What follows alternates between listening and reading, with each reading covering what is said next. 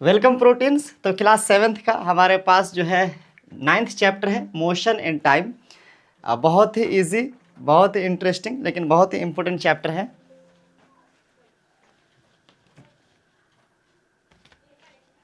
तो बस अगर आपको ये चैप्टर अच्छे से देखना, अच्छे से समझना है भाई, तो इसी वीडियो का एंड तक देख लो, सब कुछ बहुत अच्छे से क्लियर हो जाएगा। क्योंकि मैं लाइन बाय लाइन एनसीईआरटी यहाँ पर कवर करने वाला हूँ। एक एक छोटी बड़ी चीज़ें बता दूंगा, जो भी इंपॉर्टेंट पॉइंट होगा हाईलाइट कर दूंगा। कोई क्वेश्चन इन बिटवीन आएगा उसको आंसर कर दूंगा, एक्सरसाइज सॉल्व करवा दूंगा। मतलब सब कुछ एक वीडियो में बिल्कुल भैया तैयार करके देंगे। खिचड़ी हलवा जो बोलो, सीधे निकल जाना है, चबाने वबाने की जरूरत नहीं है। ठीक, चलो थोड़ा पैसेंस रखो, बैठो। मोशन एंड टाइम, इसी के बारे में पूरे बातें होने वाली हैं कि मोशन किसे कहते हैं और टाइम तो आप जानते ही हैं। ठीक है, चलिए देखते हैं।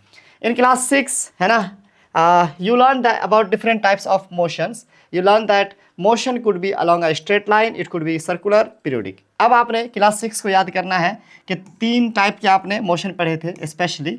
वो था स्ट्रेट लाइन वाला, है ना, लीनियर मोशन, एक था सर्कुलर मोशन और एक था पीरियोडिक मोशन। कह रहा है कि can you recall this 3 types of motion, याद है? चलो हम रिकॉल कर लेते हैं। स्ट्रेट लाइन में जैसे कोई चीज़ सीधे चल रही हो, गाड़ी वाड़ी सीधे चलती है तो लीनियर मोशन है, स्ट्रेट लाइन वाला है। सर्कुलर मतलब कोई सर्कुलर पाथ पे चल रही हो, गोल गोल घूम रहा हो, है कि नहीं है? इस तरीके से पीरियोडिक मोशन में कि बैक फोर्थ होता हो, आगे पीछे होता हो, चीज़ें एक टाइम के बाद रिपीट होती हों। जैसे अगर हाथ भी हम करेंगे या स्विंग विंग होता है, झूला वाला भी आगे पीछे होता है, तो वो पीरियोडिक मोशन में आता है। Table 9.1 gives some common examples of motion. Identify the types of motion each case. अब यहाँ पर भी आपको क्लास 6 का ही रिकॉल कराने की कोशिश की जा रही है ताकि आप इसको समझ जाएं थोड़ा अच्छे से। पहला एग्जांपल है जैसे कि शोल्डर्स इन अ मार्च पास्ट। भाई शोल्डर चलेगा मार्च में तो कैसा चलेगा? बिल्कुल लीनियर चलेगा, है कि नहीं है? तो ये स्ट्रेट लाइन वाला मोशन है। उसके अलावा ब्लॉक काट मूविंग ऑन स्ट्रेट लाइन, ये भी लीनियर ही होगा। और hands of an athlete, hands मतलब जब दौड़ेंगे तो हाथ ऐसे ऐसे होगा, तो ये बैक फोर्थ होता है, तो ये हमारा कैसा हो जाएगा? ये हो जाएगा पीरियोडिक। क्या हो जाएगा? पीरियोडिक। ठीक है, ऑसिलेटरी बोलते हैं इसको। और पेडल ऑफ अ बाइसाइकिल, गोल गोल घूमता है पैडल, तो ये हो गया आपको सर्कुलेटरी। ये क्या हो गया आपको? सर्कुलेटरी। उसके अलावा आपको मोशन ऑफ द अर्थ, अर्थ का जो मोशन है वो भी सर्कुलेटरी ही है ना। स्विंग का जो है आपको पीरियोडिक है, जाहिर सी बात है, झूला जैसे मैंने कहा, है ना। उसके अलावा आपका पेंडुलम का भी क्या हो जाएगा? पीरियोडिक हो जाएगा। और ये क्लास 6 में हमने क्या करा था? ट्राई करा था, देखा था, समझा था। आई होप कि आपको याद हो। नहीं याद है तो भी जितनी बातें मैंने कही हैं ये इनफ होना चाहिए आपको समझने के लिए। ठीक, आगे बढ़ते हैं। कह रहा है कि it is common experience that motion of some object is slow while that of some others is fast. ठीक है, ये बात आप जानते ही हैं कि कुछ चीज़ों का मोशन आपको स्लो लगता है, कुछ का फास्ट लगता है ना। लेकिन ये एक बहुत ही कंफ्यूजिंग सा, है ना, डिलेमा है कि हम किसको स्लो कहेंगे, किसको फास्ट कहेंगे। क्यों? अभी आपको ये टॉपिक आने वाला है। चीज़ें मैं यहाँ पर आपको लग रहा होगा तेज़ बोल रहा हूँ, पर जवाब ये है कि बहुत सारी इंपॉर्टेंट चीज़ें हैं जहाँ पर हमें आहिस्ता होना पड़ेगा।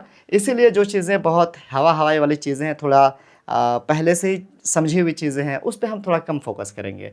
और जो चीज़ें नई हैं या ज़्यादा समझना है उस पर, वो तो आपको पता है ना मुझे क्या समझाना है, तो बस आप बिलीव करो, आप भरोसा करो टीचर पे, आपको सब कुछ सीखने को मिलेगा। यहाँ पर कह रहा है कि स्लो और फास्ट। अब ये एक टॉपिक है जो कि सच में खुद में एक बहुत ही इंपॉर्टेंट टॉपिक है। क्लास 7th के लेवल के हिसाब से आपको इस टॉपिक पे बहुत अच्छे से सोचने की और कॉन्शियस होने की ज़रूरत है। थोड़ा ध्यान दीजिएगा क्या कह रहा है। We know that some vehicles move faster than others, है ना। Even the same vehicles may move faster और स्लोवर एट डिफरेंट टाइम्स। जाहिर सी बात है, कोई गाड़ियाँ स्लो कोई फास्ट चलती हैं, इवन कि एक ही गाड़ी थोड़ी देर स्लो फिर फास्ट फिर स्लो, ऐसा होता है।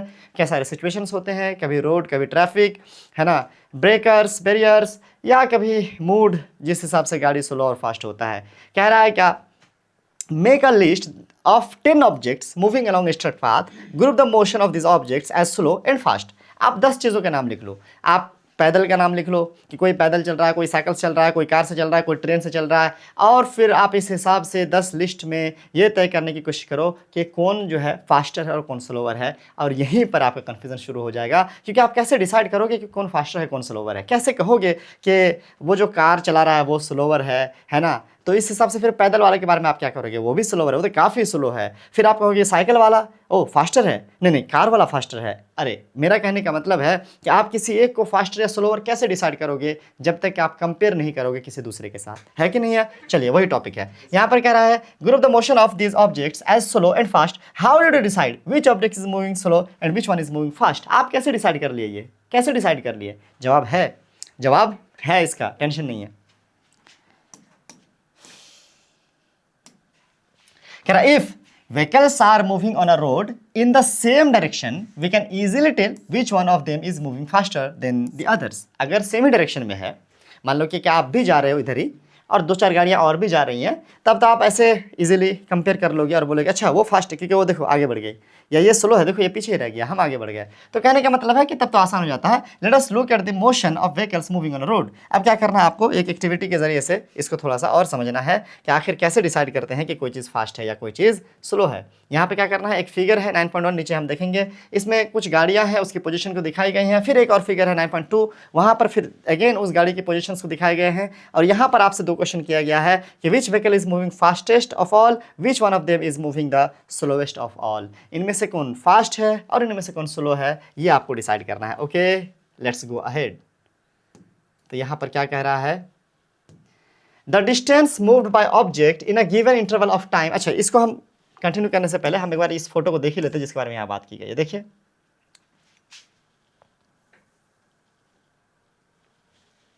ठीक, अब ये दोनों फोटो हम एक साथ देख सकते हैं। ये गाड़ी देखिए व्हाइट वाली, ये पीछे वाला है, यही सेम है ना। जबकि हम इस गाड़ी को देख सकते हैं कि ये गाड़ी ये वाला है और ये ग्रीन वाला, ये ग्रीन वाला है ना, ये ग्रीन वाला यहाँ है कि नहीं है, और इस तरह से ये है, ये वाला ये है। लेकिन कैसे पता चलेगा कि कौन सा यहाँ पर जो है कहाँ तक पहुँचा है, कौन फास्टर है कौन स्लोवर है, कौन सबसे तेज़ है। तो इसके लिए हमें एक लाइन फिक्स करना चाहिए। मैं इस लाइन को लेता हूँ, ये जो लाइन यहाँ पर दिया गया है मैं इस लाइन को लेता हूँ। देखिए दोनों रोड में दोनों फोटो में वो लाइन दिख रहा है।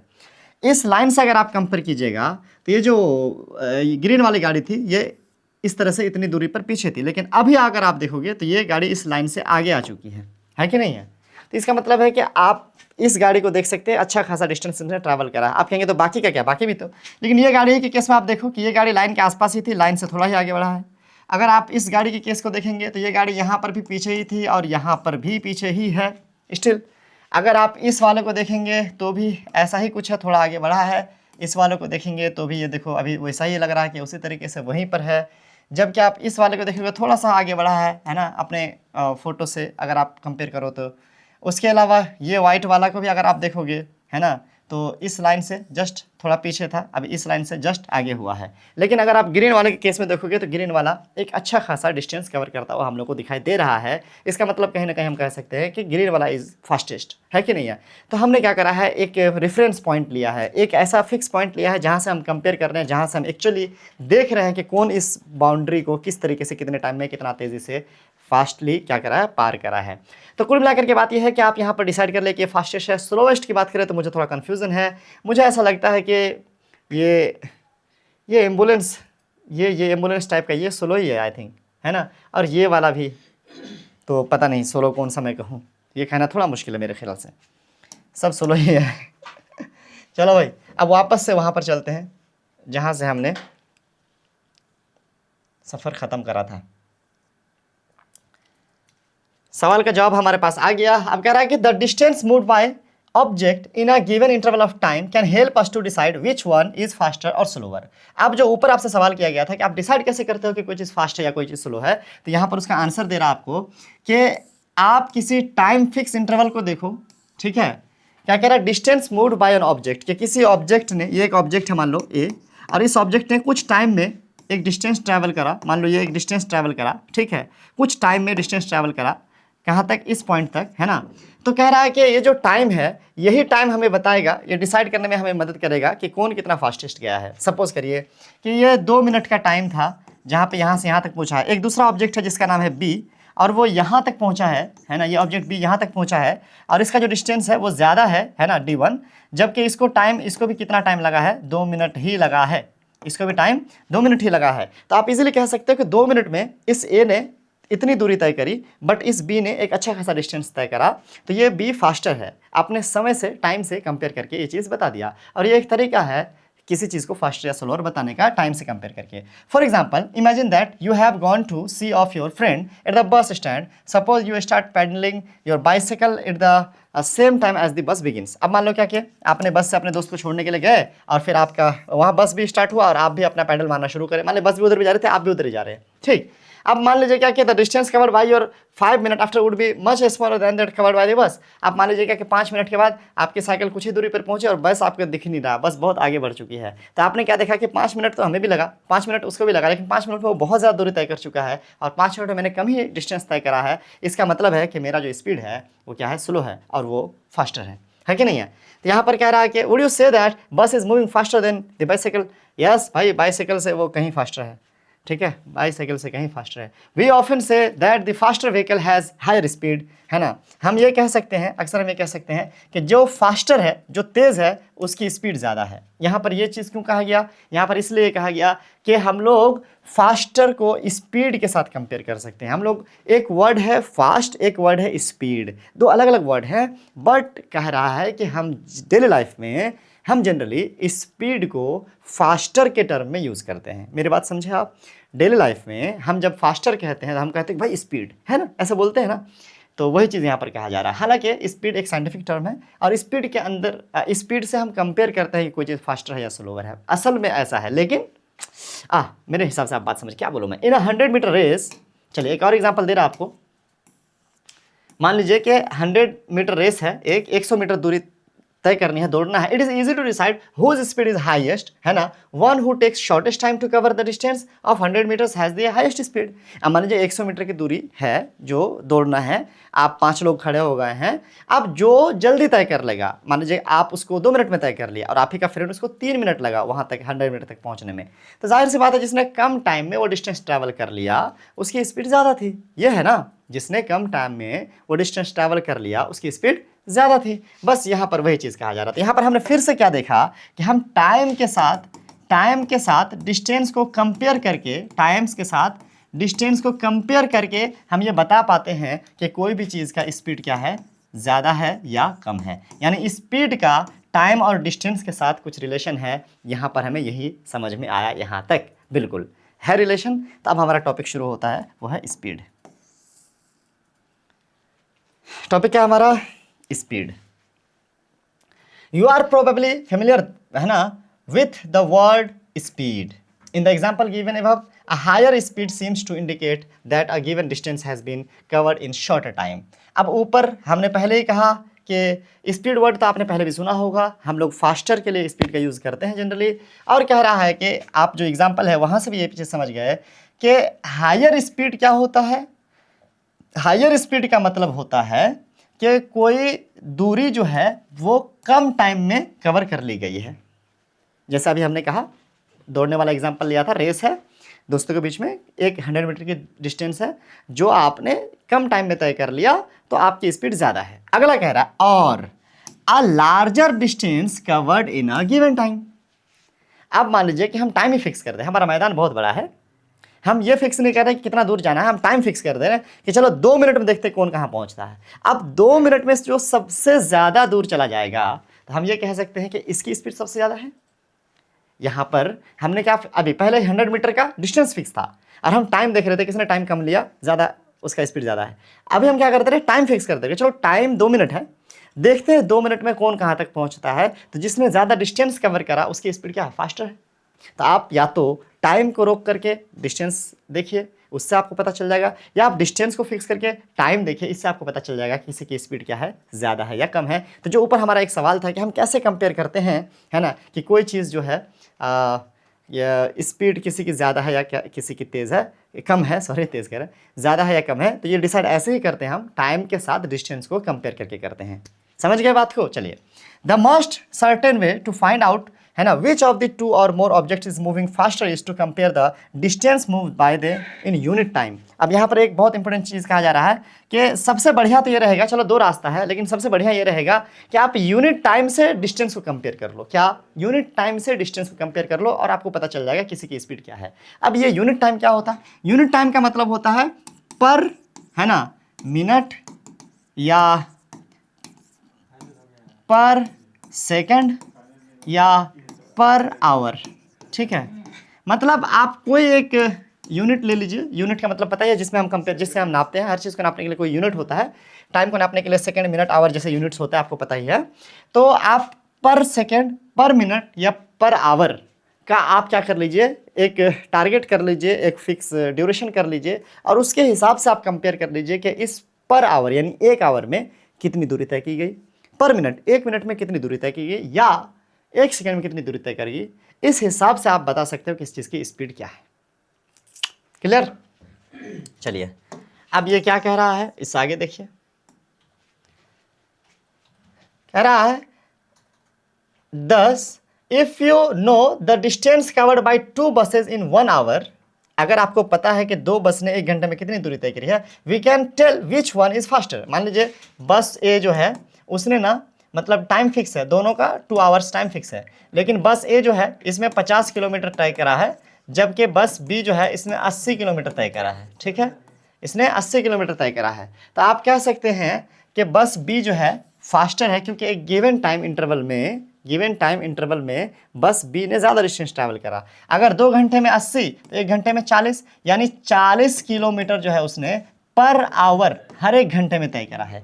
तो यही हो गया हमारा स्पीड, 40 किलोमीटर हर 1 घंटे में पर आवर उसने तय करा है, इसी को स्पीड कहते हैं। I hope you are getting my point. ठीक है, अब we call the distance covered by an object in a unit time as the speed of an object. अब यहीं पर क्या होता है, हमारा डेफिनेशन आता है कि स्पीड किसे कहते हैं स्टूडेंट्स, अंडरलाइन कीजिएगा कि the distance covered by an object, है ना, in a unit time is speed of an object. किसी यूनिट टाइम में, यूनिट टाइम पर आवर हो सकता है, पर सेकंड होता है, पर मिनट हो सकता है, किसी यूनिट टाइम में कितना डिस्टेंस ट्रैवल करा गया किसी ऑब्जेक्ट के द्वारा, उसी को हम लोग स्पीड कहते हैं। ठीक, I hope you are getting my point. अगर आपको समझ में आ रहा है, ठीक है, तो आप जल्दी से कमेंट में लिखो यस समझ में आ रहा है, सब कुछ क्रिस्टल क्लियर है। ठीक, आगे बढ़ते हैं। इसको लिखेंगे कैसे, तो हम लिखेंगे यही कि स्पीड हम क्या कहते हैं कि कोई डिस्टेंस ना, डिस्टेंस पर, है ना, टाइम कुछ भी हो सकता है, सेकेंड, आवर, मिनट, कुछ भी हो सकता है। तो स्पीड होता है कि डिस्टेंस, है ना, पर यूनिट टाइम में कितना ट्रैवल करा गया, वही स्पीड होता है। इस तरीके से हम इसका क्या कर सकते हैं, फॉर्मूला लिख सकते हैं। ठीक, आगे बढ़ते हैं। When we say that car is moving with a speed of 50 kilometers per hour, it implies that it will cover a distance of 50 kilometers in 1 hour. अब ये चीज़ समझना जरूरी है। जब हम कहते हैं कि एक कार 50 की स्पीड से चल रही है, इसका क्या मतलब होता है? इसका मतलब होता है कि वो कार 50 किलोमीटर तय करने वाली है 1 घंटे के अंदर। वो कार 50 किलोमीटर डिस्टेंस कवर करने वाली है 1 घंटे के अंदर। जब हम कह रहे हैं कि गाड़ी की स्पीड 80 है, यानी 80 किलोमीटर पर आवर है, इसका मतलब है कि 80 किलोमीटर पर घंटा में तय करेगी वो गाड़ी। अगर हम कह रहे हैं कि गाड़ी का स्पीड, जैसे हवाई जहाज़ की स्पीड 700 किलोमीटर पर आवर है, तो हम कह सकते हैं कि 1 घंटे में हवाई जहाज़ 700 किलोमीटर का डिस्टेंस कवर करेगा। ठीक है, ये चीज़ समझना ज़रूरी है। और जितनी भी गाड़ियाँ हैं ये सब किलोमीटर पर आवर के ही फॉर्म में क्या करते हैं, अपना जो है मीटर दिखाते हैं, और इसमें हम जो पर यूनिट टाइम लेते हैं वो आवर का लेते हैं। आगे बढ़े। However, a car, है ना, a car seldom moves with a constant speed for 1 hour, है ना। इन फैक्ट सेल्डम, मतलब भाई इसका कम ही चांस है कि वो एक ही जैसा चलता हो 1 घंटे तक। In fact it starts moving slowly and then pick up speed. So when we say that the car has a speed of 50 kilometers per hour, we usually consider only the total distance covered by it in 1 hour. अब ये एक important factor है जो आपको समझना चाहिए। क्या कह रहा है बच्चों, ये कह रहा है कि ऐसा बहुत कम ही चांस है कि कोई गाड़ी 1 घंटे तक एकदम से एक जैसा एक्सीलरेटर लेकर के कोई गाड़ी चलाए ड्राइवर, है ना। और वैसे भी जब स्टार्ट होती है तो कार की जो स्पीड होती है वो कम होती है और धीरे धीरे उसका स्पीड बढ़ता चला जाता है, यही ना। ऊपर से मैंने कहा कि क्या सारे रीजंस हो सकते हैं, जैसे कि ट्रैफिक हो सकता है ना, जैसे कि मूड हो सकता है ड्राइवर का, जैसे कि रोड के कंडीशन हो सकते हैं, उस हिसाब से तो गाड़ी स्लो होता ही है ना। तो कहने का मतलब है कि 1 घंटे में कोई 50 किलोमीटर कवर कर रहा है, इसका ये बिल्कुल मतलब नहीं है जनरली कि वो एकदम 1 घंटे तक भाई 50 का स्पीड कांटा उसका उठा रहा है, ये मतलब नहीं है। मतलब ये हुआ कि टोटल डिस्टेंस 1 घंटे के बाद जब देख रहे हैं तो 50 किलोमीटर गया, तो हम कह दिए कि चलो 50 की स्पीड से लगभग आए। ये हम एवरेज की बात करते हैं बच्चों, यही टर्म यहाँ पर आएगा। कह रहा है कि we usually consider only the total distance covered by it in 1 hour. We do not, है ना, bother whether the car has been moving. हम इसका ख्याल नहीं करते कि कार जो चल रहा है ना, अ कांस्टेंट स्पीड और नॉट ड्यूरिंग दैट आवर। अब इसके बारे में ध्यान नहीं देते कि वो एकदम से कांस्टेंट ही चल रहा था, एकदम एक जैसा ही चल रहा था, इसके बारे में हम ध्यान नहीं देते। हो सकता है कि कभी स्लो हुआ हो, कभी फास्ट हुआ हो, कभी 30 की स्पीड से और कभी 60 की स्पीड से चला हो, लेकिन 1 घंटे के बाद देख रहे कि 50 किलोमीटर चला था, हम कहा चलो 50 के स्पीड से हम लगभग आए हैं, क्योंकि 1 घंटे में हमने 50 का डिस्टेंस कवर कर लिया है। The speed calculated here is usually the average speed of the car. अब यहाँ पर ये चीज़ बहुत इंपॉर्टेंट है, क्या लिखेगा कि ये जो हम स्पीड की बात कर रहे हैं, ये हम एवरेज स्पीड की बात कर रहे हैं, है ना। In this book we shall use the term speed of average speed, so for us the speed is the total distance covered divided by the total time taken. अब यहाँ पर कह रहा है कि इस किताब में जो हम बातें करने वाले हैं वो हम एवरेज स्पीड की ही बातें करने वाले हैं। इस किताब में हम क्या उनसे बातें करने वाले हैं बच्चों, एवरेज स्पीड की बातें करने वाले हैं।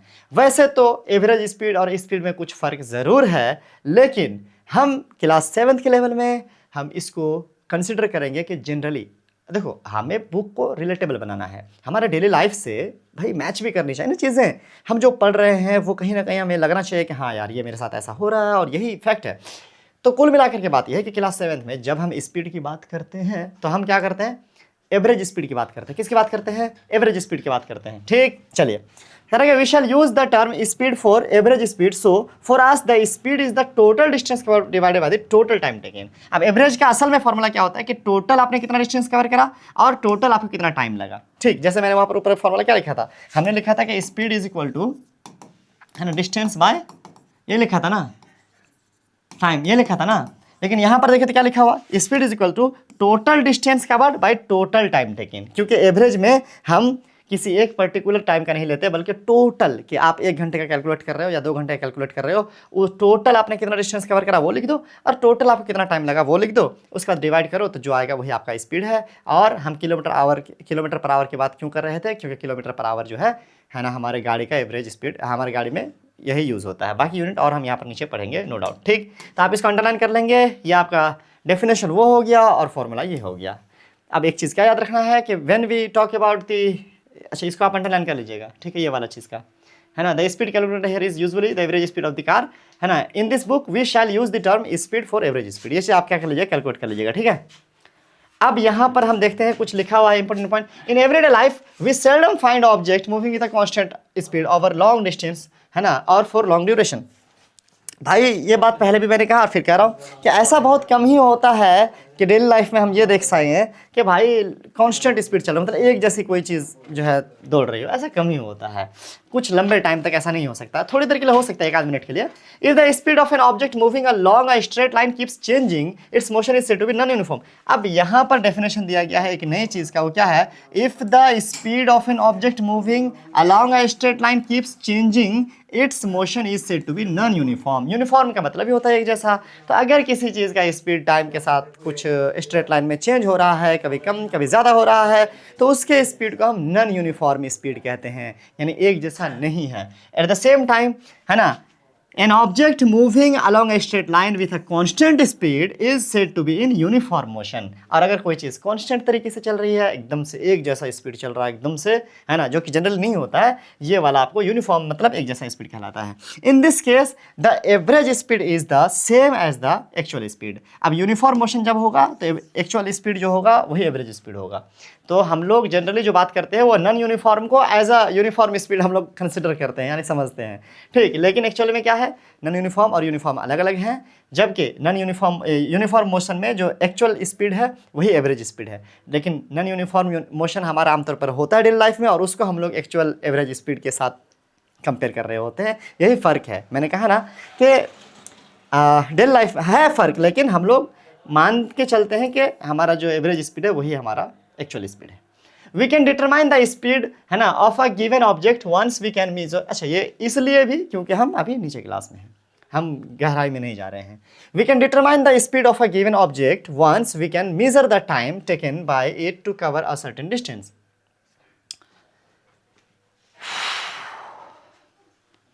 जल्दी थक गया क्या आज?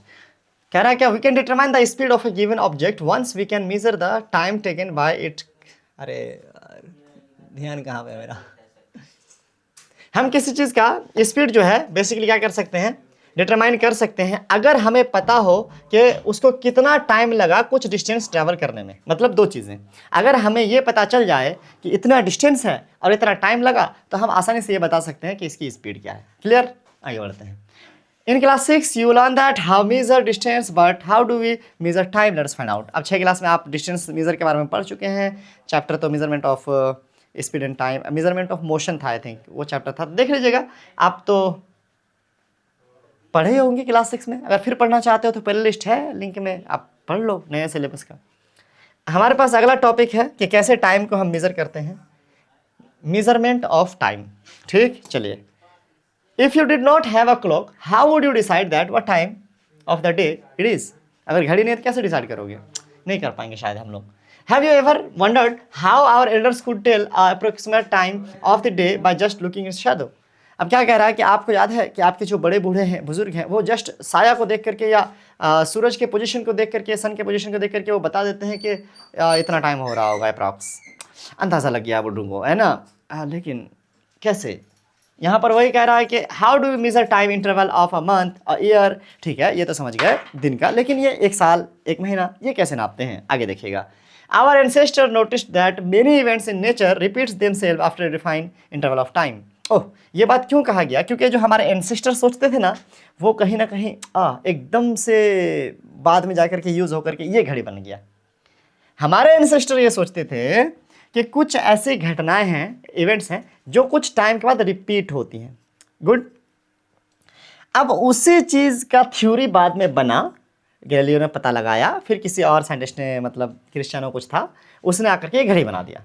इसीलिए हमारे एंसेस्टर की बात बहुत सही है। वो लोग कहते थे कि कुछ चीज़ें, कुछ घटनाएं कुछ टाइम के बाद रिपीट होती हैं, जैसे दे फाउंड दैट द सन, है ना, rises every day in the morning, the time between one sunrise and the next was called a day, similar a day. अब क्या कहा कि हमारे एंसेस्टर ने क्या देखा कि एक बार सूरज जो राइज हुआ तो जो टाइम था मॉर्निंग का, फिर जब अगेन सूरज हमारा जब राइज हुआ तो वो जो टाइम था फिर मॉर्निंग का, इस बीच का जो टाइम हुआ वो हो गया हमारा डे, एक दिन। या फिर से मैं बोल देता हूँ कि देखो, एक सनराइज से लेके दूसरे सनराइज तक, एक सनराइज से लेके दूसरे सनराइज तक का टाइम एक दिन, या एक सनसेट से लेके दूसरे सनसेट तक का टाइम एक दिन। ऐसे ही a month was measured from a new moon to the next year was, अच्छा, और मंथ कैसे डिसाइड करा कि अमावस होती थी, अंधेरा हो जाता था, तो पतला सा चांद निकलता था, एकदम पतला सा क्रिसेंट। फिर मान लो कि धीरे धीरे पूरा कंप्लीट होता था, फिर ये छोटा होता जाता था, है ना, इस तरह करते करते एक टाइम के बाद फिर ये गायब हो जाता था। तो एक बार ये क्रिसेंट एकदम पतला सा मून निकलने से लेके नेक्स्ट टाइम के ये इंटरवल, मतलब दोबारा वो पतला सा मून निकलने तक उन्होंने कहा कि ये एक मंथ है कि नहीं, ये इंटरवल, ये इवेंट रिपीट हुआ। ऐसे ही उन्होंने कहा कि एक सन का जो हमारा अर्थ रोटेट कर लेता है तो हमारा ईयर है। अब ये कैसे डिसाइड करते थे, तो ये हो सकता था कि उनने मौसम से डिसाइड करा होगा कि बारिश जब शुरू हो रही है ना, और फिर अगेन जब कुछ टाइम के बाद फिर बारिश का मौसम आ रहा है, तो ये एक साल का इंटरवल है। इस तरीके से उन लोगों ने डिसाइड करा था।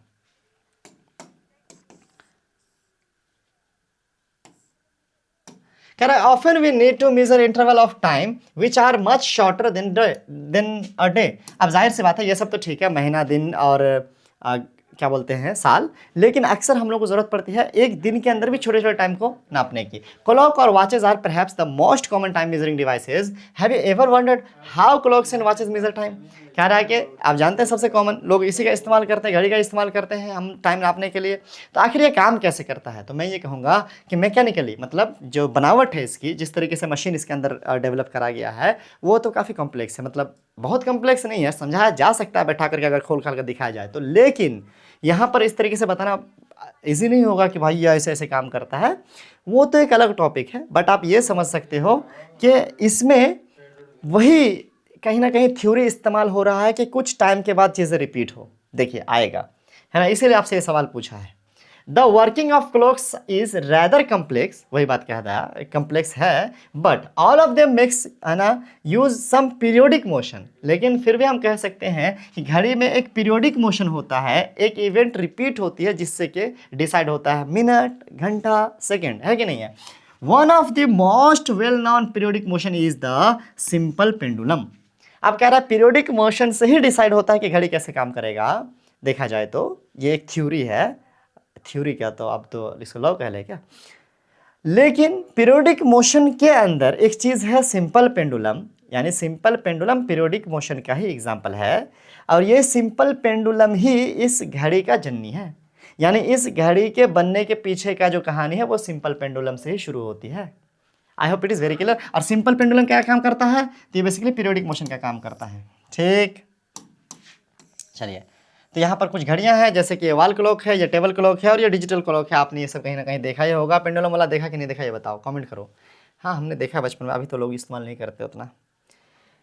तो यहाँ पर एक जो है ना सिंपल पेंडुलम का एग्जाम्पल दिया है। यही एक बेसिकली ये जो आप ये फोटो देख रहे हो, ये एक सिंपल पेंडुलम है, ये वाला, ठीक। और इसी को हम ऐसे जब स्ट्रिंग छोड़ते हैं, घुमाते हैं, तो फिर ये वाला उसका बाद का वर्किंग मेथड है। लेकिन सिंपल पेंडुलम का जो मॉडल है वो ये वाला है, ठीक है, कि कोई एक भारी सी चीज़ को किसी एक पतली से धागे से, है ना, लटका दिया जाए फ्रीली, ऐसे लटकाया जाए, किसी से टच ना हो। मतलब हम यहाँ ऐसे लटकाएंगे तो इधर उधर किसी चीज़ से, दीवार वाल से टच नहीं होना चाहिए। ये चीज़ आगे पीछे दाएं बाएं कहीं से कोई चीज़ से टच ना हो, एकदम फ्रीली लटका हुआ हो। ऐसा कुछ जो मॉडल है ना, वो सिंपल पेंडुलम कहलाता है, जिसमें ये जो बॉब है ये हिस्सा भारी सा होता है और ये जो स्ट्रिंग है, ये जो पतला सा है, ये तार होता है, ये पतला होता है। ठीक, इतनी चीज़ें ध्यान रखनी है। चलिए देखते हैं, कुछ लिखा भी तो होगा। चलिए, लिखा हुआ है, देख लेते हैं। A simple pendulum consists of a small metallic ball or a piece of stone and a suspended from a rigid stand by thread. धागा होगा से लटका हुआ है। The metallic ball called Bob of the pendulum, याद रखिएगा, इसको भी बार बार यूज़ किया जाता है, बॉब बॉब, है ना। तो पेंडुलम का जो वो पूरा एक सिस्टम था, जिसमें सिर्फ एक धागा कहीं पर लटका दीजिए स्टैंड से, और उसमें भारी सा कोई चीज़ लटका दीजिए।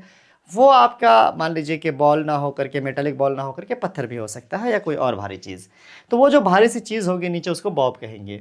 शोज द, अच्छा ऊपर का फिगर है वो shows that the pendulum at rest, है ना, इन इट्स मीन पोजीशन। अब वो जो शुरू में फिगर दिया था वो बीच में रुका हुआ है। दूसरा जो, when the Bob of the pendulum is released after taking a slightly one side, अगर एक साइड थोड़ा खींच करके हम उसको छोड़ते हैं, तब बिगिन्स टू मूव, है ना, मूव टू एंड फ्रो, वो आगे पीछे मूव करना शुरू कर देता है, to and fro. The to and fro motion of a simple pendulum is an example of periodic and oscillatory motion. ठीक है, पीरियोडिक और ऑसिलेटरी मोशन, मैंने पहले भी कहा कि पीरियोडिक ही ऑसिलेटरी कहते हैं। तो यहाँ पर कह रहा है कि ये जो टू एंड फ्रो, आगे पीछे जो चलता है ना, कोई चीज़ आगे पीछे जब रिपीट होता है ना एक टाइम के बाद, तो इसी मोशन को हम लोग क्या कहते हैं बच्चों, पीरियोडिक मोशन कहते हैं। I hope you are getting my point. ठीक है, अब यहाँ पर थोड़ा समझिएगा। The pendulum is said to have complete one oscillation when its bob starting, है ना, starting from its mean position O, है ना, moves to A, to B and back to O। अब ये क्या कह रहा है, इसको समझिए थोड़ा सा।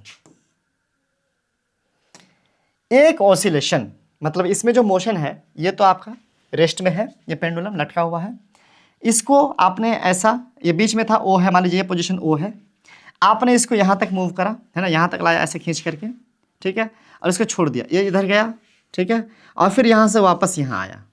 ठीक, तो ये जो एक कंप्लीट मोशन हुआ, ये हुआ एक ऑसिलेशन। अब फिर से इसको समझिए, क्या, ओ से आपने मान लीजिए, अच्छा यहाँ तक ले लेते, मान लीजिए इधर खींचे, आप इसको खींच करके यहाँ लाए, ओ से यहाँ लाए, और यहाँ से आपने इसको रिलीज करा, छोड़ा, तो ये वापस कहाँ जाएगा, ऐसे होते हुए यहाँ तक जाएगा, और यहाँ से वापस जब फिर यहाँ तक आएगा, यहाँ से वापस फिर वापस अपने पहले पोजीशन तक आएगा जहाँ से आपने लाया था उसको, तो इतने डिस्टेंस को वन ऑसिलेशन कहेंगे, इतने डिस्टेंस को वन ऑसिलेशन कहेंगे। लेकिन इसको समझने से थोड़ा अगर कन्फ्यूजन है तो इसको एक और तरीके से समझते हैं, क्या कि आपने मान लीजिए ना यहाँ पर लाया हुआ, अभी पकड़ा हुआ है इसको यहाँ पर, ठीक, ऐसे पकड़ा हुआ है, अब इसको यहाँ से आप इसको छोड़ दीजिए, छोड़े तो यहाँ से यहाँ गया, है ना, और वापस यहाँ से यहाँ आया, ठीक है, तो इसको एक ऑसिलेशन कहेंगे। यानी जिस पॉइंट से आपने उसको रिलीज करा था उसी पॉइंट पर वापस आने में, है ना, एक ऑसिलेशन होता है। ठीक, उसको क्या कहते हैं, वन ऑसिलेशन कहते हैं। क्लियर है। अगर आप मान लीजिए कि बी पॉइंट से ऐसे छोड़ते रिलीज करते हैं, तो बी यहाँ से लेके आए, यहाँ से आप यहाँ पे टाइम देखना शुरू करिए कि बी पॉइंट से जैसे आपने इसको छोड़ा, ये इधर जाएगा ए तक और फिर वापस बी तक आएगा, तो इसको एक ऑसिलेशन कहेंगे। और उसका टाइम देखिए, है ना, कि कितना टाइम लग रहा है उसको एक ऑसिलेट होने में। I hope it is very clear. अच्छा, अब इसमें ध्यान देने वाली चीज़ें क्या है कि जब इसको आप छोड़ ऐसे लेके आएंगे तो खींच करके लेके आना है, इसको ऊपर उठा करके नहीं लेके आना, ढीला करके नहीं, इस स्ट्रिंग को, इस थ्रेड को टाइट करते हुए ही यहाँ तक लेके आना है। और जब इसको आप छोड़ेंगे तो इसको धक्का नहीं देना है, बल्कि सिर्फ ऐसे छोड़ देना है, रिलीज करना है, सिर्फ आपको छोड़ देना है। ठीक, इसको आपने धक्का नहीं देना है, ये चीज़ आप ध्यान रखेंगे। प्रैक्टिकल कर सकते हैं। वन ऑसिलेशन तो समझ गए कि एक अच्छा इसको बोलते हैं मीन पोजीशन, इसको क्या बोलते हैं, इसको बोलते हैं मीन पोजीशन, है ना। इसको बोलते हैं एक्सट्रीम पोजीशन, क्या बोलते हैं, मीन पोजीशन, एक्सट्रीम पोजीशन। अच्छा ये भी होगा क्या, देख लेंगे क्या कहीं पर होगा तो, हाँ ये होगा। तो मीन पोजीशन एक्सट्रीम, ये भी एक्सट्रीम पोजीशन है, वो भी एक्सट्रीम पोजीशन है, जहाँ मैक्सिमम हाइट जहाँ तक जा सकता है। अब यहाँ पर कह रहा है क्या, the pendulum also complete one oscillation when its bob moves from one extreme position, वहां से लेके, है ना, to one extreme position A to the other extreme position B, मतलब एक एक्सट्रीम ए से लेकर के दूसरे एक्सट्रीम बी तक पहुंचा, और फिर, है ना, फिर other extreme B position B and come back to A, और फिर यहाँ से वापस वहां तक गया, तो इसको कहेंगे एक ऑसिलेशन। ठीक, the time taken by the pendulum to complete one oscillation is called time period. और ये बहुत इंपॉर्टेंट है, ये आपसे पूछा जाता है कि व्हाट इज टाइम पीरियड, है ना। तो आप कह सकते हैं the time taken by the pendulum to complete one oscillation is called time period. मतलब एक बार इसको आपने रिलीज करा, यहाँ से यहाँ तक गया और यहाँ से वापस आया, तो एक ऑसिलेशन हुआ, और इसमें जितना टाइम लगा, मान लीजिए 2 सेकेंड लगा, 3 सेकेंड लगा, उस टाइम को हम लोग टाइम पीरियड कहते हैं। I hope it is very clear. एक ऑसिलेशन में जितना टाइम टेकन होगा, जितना टाइम लगेगा, वो हमारा क्या हो गया, टाइम पीरियड हो गया। क्या हो गया, वो हमारा टाइम पीरियड हो गया। क्लियर, आगे बढ़ते हैं। एक्टिविटी दिया हुआ है, देखते हैं इसको। आपने ही क्या कर लेना है, एक सिंपल पेंडुलम बना लेना है, उसका स्ट्रिंग कर लेना है 1 मीटर का लगभग। ये मतलब स्ट्रिंग मतलब ये वाला लंबा सा ये धागा सा 1 मीटर का लगभग आपको ले लेना है। ठीक है, उसके बाद आपको स्विच ऑफ कर देना फैन को, क्योंकि हवा नहीं चलना चाहिए, हिलना डुलना नहीं चाहिए। ऐसी जगह पे कीजिए जहाँ पर कोई एक्स्ट्रा फोर्स ना लग रहा हो। आप किसी बंद कमरे में इसको कर सकते हैं, किसी स्टैंड से लटका दीजिए, कोई भारी सी चीज़, पत्थर उत्थर कुछ भी हो सकता है। उसके बाद आपने क्या करना है, यही चीज़ करनी है, उसको ऐसे लेके आना है बॉब को, और उसके बाद रिलीज़ करना है, और आपने टाइम देखना है कि ये जो एक ऑसिलेशन होता है कितना टाइम लगता है, और आप क्या कर सकते हो 10-20 ऑसिलेशन का कैलकुलेशन कर सकते हो। जैसे यहाँ पर दिया हुआ है, आप क्या करना है, कम से कम 20 ऑसिलेशन जो है कैलकुलेट करो, है ना, गिनो। जैसे यहाँ तक या वापस आया 1 2 3, और फिर आप पहले जब 1 शुरू हो रहा था तब टाइम देख लो। अच्छा कि इस पे अभी मोबाइल में भी आजकल स्टॉप वॉच आता है, तो आप मोबाइल के स्टॉप वॉच का यूज़ कर सकते हो, और खिलाड़ी लोग जो खेल में इस्तेमाल करते हैं स्टॉप वॉच, लैब में भी होता है, उसका भी इस्तेमाल कर सकते हो। नहीं है अगर दोनों आपके पास, तो आपके पास अगर यही वाला, है ना, क्वार्ट्ज घड़ी है, आप उसमें भी कहीं ना कहीं, है ना, टाइम देखो और उसको छोड़ो, और वहाँ से भी आप कंपेयर कर सकते हो कि 20 ऑसिलेशन होने में सपोज करिए कि आपको 1 मिनट लग गया या 2 मिनट लग गया, आप उसको कैलकुलेट करो, रीड करो। यहाँ पर कहा जा रहा है, ठीक है। अब 20 ऑसिलेशन में कितना टाइम लगा, है ना, उसको आपने कैलकुलेट करना है। अब 20 में मान लीजिए, सपोज करिए कि 20 ऑसिलेशन होने में, सपोज करिए 20 ऑसिलेशन होने में आपको लग गया, है ना, 2 मिनट। क्या लग गया, 2 मिनट 20 ऑसिलेशन होने में। तो आपको करना है कि एक ऑसिलेशन में कितना टाइम लगा। तो हम कह सकते हैं कि 20 ऑसिलेशन में 2 मिनट, 2 मिनट का मतलब 60 दूना 120 सेकेंड, है कि नहीं है, 120 सेकेंड लगा। इसका मतलब हो गया कि 120 सेकेंड को हम 20 से डिवाइड करेंगे, है ना, यानी 6 सेकेंड, यानी एक ऑसिलेशन होने में 6 सेकेंड लगा, एक ऑसिलेशन होने में 6 सेकेंड लगा। अब ये चीज़ मैं जो आपको बोला, है ना, तो इसको थोड़ा आप याद भी रखिएगा, ये चीज़ जो मैंने कहा, क्या, फिर से मैं लिख देता हूँ कि 1 ऑसिलेशन बराबर, है ना, टोटल टाइम बटे नंबर ऑफ ऑसिलेशन, है ना। ये एक तरह का फॉर्मूला हो गया। आप चाहे तो इसको क्या कर सकते हैं, लिख सकते हैं कहीं पर, ठीक है, कि एक ऑसिलेशन क्या होता है, टोटल टाइम कितना लगा और नंबर ऑफ ऑसिलेशन कितना हुआ, ये आप लिख सकते हैं, ठीक है बच्चों। It is the time period of your pendulum nearly the same in all cases. अब यहाँ पर क्या कह रहा है कि आप ना ये काम कर सकते हो, ये ना बार बार अलग अलग तरीके से आप ये छोड़ के देखो। मतलब एक बार आपने देख लिया ऐसे छोड़ के, और 20-10 जो भी गिनना था गिन लिया, फिर दोबारा खींचो, फिर छोड़ो, और फिर आप देखो 10-20 गिनना है गिन लो। क्या देख रहे हो कि हर बार टाइम टेकन, हर बार लगभग 20 होने में एक वही 20 मिनट लग रहा है क्या, सॉरी 2 मिनट ही लग रहा है क्या। तो इसका जवाब है यस, लगभग 2 मिनट ही लगेंगे हर बार, चाहे आप थोड़ा इधर से खींचो। मतलब मान लो पहले बार जो है,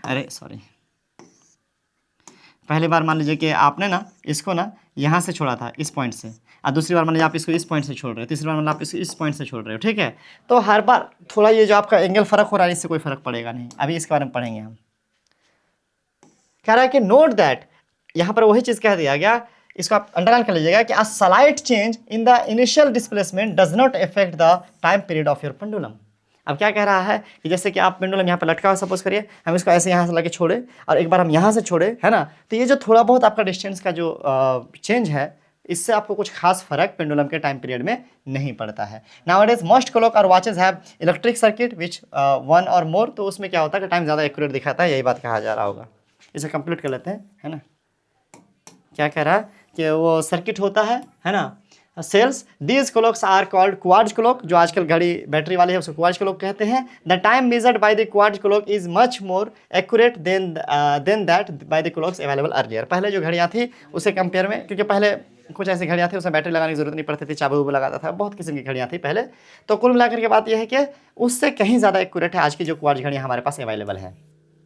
यहाँ पर आपने क्या करना है, लेंथ फिक्स रखना है। देखिए एक आपको एक्टिविटी का जो अपना है, मान लीजिए आप 2-3 बार वो एक्टिविटी की है, यहाँ पर जैसे कि 42 सेकेंड लगा, है ना, 42 सेकंड लगा 20 ऑसिलेशन में, 42 सेकंड लगा 20 ऑसिलेशन में, तो 42/20 2.1 है कि नहीं है। आप मान लीजिए दूसरी बार किए, उस बार मान लीजिए आपका 43 सेकंड लगा, है ना, तीसरी बार किए उसमें मान लीजिए आपका 40 सेकंड लगा। तो इस तरीके से आप देखेंगे कि टाइम पीरियड आपका लगभग एग्जैक्टली ही आएगा, ठीक है। लेकिन स्ट्रिंग का लेंथ क्या होना चाहिए, फिक्स होना चाहिए। अगर आप धागा छोटा बड़ा कर दीजिएगा, वो जो स्ट्रिंग था वो छोटा बड़ा कर दीजिएगा, ये पॉइंट आप नोट कर लीजिए कि धागा अगर छोटा बड़ा होगा तो आपका टाइम पीरियड क्या हो जाएगा, गड़बड़ हो जाएगा। धागा अगर लंबा हो जाएगा तो टाइम पीरियड छोटा हो जाएगा, है ना। और धागा अगर छोटा नहीं, धागा लंबा होगा तो स्लोअर हो जाएगा और धागा छोटा होगा तो फास्टर हो जाएगा। मतलब लेंथ ऑफ द स्ट्रिंग पे डिपेंड करेगा, बट है ना एंगल्स पे उतना खास डिपेंड नहीं करेगा। चलिए अब हम यहाँ पर देखते हैं, यहाँ पर हमें कुछ हिस्ट्री के बारे में, शायद कुछ साइंटिस्ट के बारे में दिया क्या, there is an interesting story about the discovery that the time period of a given pendulum is constant. अब यहाँ पर क्या कह रहा है कि एक बहुत ही इंटरेस्टिंग सा स्टोरी है, जब अभी मैंने कहा ना कि पेंडुलम को आप बॉब को थोड़ा इधर से छोड़ोगे थोड़ा उधर से छोड़ोगे, एंगल थोड़ा डिफरेंस होगा स्लाइटली, तो उससे कुछ खास फर्क नहीं पड़ता है। तो कह रहा है इसका बहुत एक इंटरेस्टिंग सी स्टोरी है। You might have heard the name of famous scientist Galileo Galilei. भाई बहुत मशहूर फिजिसिस्ट हैं, फिजिक्स के बहुत मशहूर साइंटिस्ट हैं, जिसका नाम क्या है, गैलीलियो गैलीली। ये 1564 में ऐसे पैदा हुए, 1642 में मर गए। It is said that once Galileo was sitting in a church. एक बार ये चर्च में बैठे हुए थे। He notice that a lamp suspended from the ceiling with a chain. मान लीजिए है ना, एक चेन से एक कोई लैंप लटक रहा था, एक चेन से, है ना, चर्च में कोई लैंप लटक रहा था और ये मान लीजिए ऐसे ऐसे हिल रहा था। अब ये साइंटिस्ट लोग हैं, सोचते रहते, ये फ्री बैठे हुए कुछ ना कुछ सोच रहे हैं। तो क्या कह रहा है कि आजकल तो हम लोग फ्री बैठते रील देख रहे होते क्या भाई, हाँ से कहाँ गया। He was surprised to find that his pulse beat the same number of times during the interval in which the lamp completed one oscillation। अब उसने क्या देखा कि लैंप जो इस पॉइंट से वापस फिर इस पॉइंट तक आती है, तो उसका जो हार्ट बीट है धक धक धक धक धक धक, वो लगभग हर ऑसिलेशन में बराबर है। यानी मान लो कि एक बार वहाँ से वहाँ आने में अगर 3 बार धड़कता है, फिर देखा कि दूसरी बार भी वो जाके वापस आया तो 3 बार ही धड़का, तीसरी बार भी गया वापस आया वो लैंप तो 3 बार ही धड़का। भैया क्या कनेक्शन है। फिर उसने क्या करा कि अपने से एक्सपेरिमेंट करा। क्या कह रहा है भैया, पल्स टाइम की बात करा, पल्स बीट वही बात है ना। Galileo experiment with the various pendulums to verify its observation. उसने क्या करा, अरे ये तो कुछ नई चीज़ लग रही है। उसने फिर अपने हिसाब से अलग अलग पेंडुलम्स बनाए और फिर उसने सब पेंडुलम के साथ फिर टाइम मेजर करना शुरू करा कि अरे अरे कनेक्शन तो है इसका, ठीक है। फिर कह रहा है क्या, found that a pendulum of given length takes, अच्छा इसको आप अंडरलाइन कर लीजिए, है ना। he found that a pendulum of a given length takes always the same time to complete one oscillation। उसने क्या देखा कि भैया पेंडुलम को जब भी आप छोड़ते हो तो बराबर टाइम लेता है एक ऑसिलेशन में। This observation led to the development of pendulum clock. और बाद में इसी खोज से पेंडुलम क्लॉक बना, हालांकि इसने नहीं बनाया, है ना। Winding clocks and wrist watches are refinement of the pendulum clocks. अब बाद में जो कलाई घड़ियाँ बन गई या और भी जो घड़ियाँ बनी, ये सब इसी घड़ियों से बाद में मुतासिर होकर के बना। आई होप आपको ये चीज़ें समझ में आई होंगी। गैलीली साहब का शुक्रिया अदा कीजिए जो आज हम लोग को ये चैप्टर पढ़ने को मिल रहा है, 1 घंटा करिएगा, शुक्रिया अदा। लिखो गैलीलियो साहब थैंक यू। अब कह रहा है unit of time and speed. हमारे पास एक नया टॉपिक है, गैलीलियो गालीली नहीं भाई, ये इन लोगों ने हमारे लाइफ को इजी किया। अदरवाइज आप सोचो टाइम के बहुत वैल्यू है। हमारे एंसेस्टर लोगों के पास क्या था, उनको शिकार करना था, खाना था, हो जाना था। उन्हीं लोगों के बीच में कोई जगह और ये सब कुछ खोज कर आओ। अपना सोच के देखो, आज के टाइम पे भी कुछ लोग कुछ नया करने का, इन्वेंट करने का नहीं सोचते, और आज से 500 1000 साल पहले गले गले बैठ करके नई चीज़ खोज रहा था। तो यार समझ रहे हो, जब आदमी को खाने का पड़ा था सिर्फ, उस टाइम पे ये खोज कर रहा है भाई टाइम किसका, ऑसिलेशन का। यार units of time and speed. अब यहाँ पर जो है हम यूनिट के बारे में देखते हैं। यूनिट तो आपको पहले ही पता होगा, किसी भी क्वांटिटी को हम मेज़र करते हैं, नापते हैं किसी यूनिट में।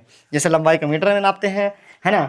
जैसे कि स्पीड का भी आपने देखना है, और क्या कोई और ले लेते हैं, जैसे कि टाइम को सेकंड में नापते हैं, अभी आपने देखा। तो वही टाइम एंड स्पीड को, अच्छा देखा नहीं, अभी देखेंगे। The basic unit of time is a second. Basic unit of time is second. ऐसा नहीं कि सिर्फ सेकंड ही एक टाइम का यूनिट है, सिर्फ सेकंड में ही नापते हैं, ऐसी बात नहीं है, बट सबसे बेसिक यही है। इट इज़, अच्छा एसआई भी यही है, ऐसा यूनिट है, 6 क्लास से पढ़ा था आपने। Symbol is s, small s, देख लो आप। Large unit of time are minutes, जिसको एम से दिखाते हैं, एंड आवर्स, जिसको एच स्मॉल से दिखाते हैं। You already know how this units are related to one another. अब आप इसको जानते ही हैं कि कैसे एक दूसरे से रिलेटेड है, कि 60 सेकंड में 1 मिनट और 60 मिनट में 1 घंटा। तो ये तो जानते हैं, 24 घंटे में 1 दिन, और 365 घंटा में 365 दिन में 1 साल, लीप ईयर छोड़ दें तो।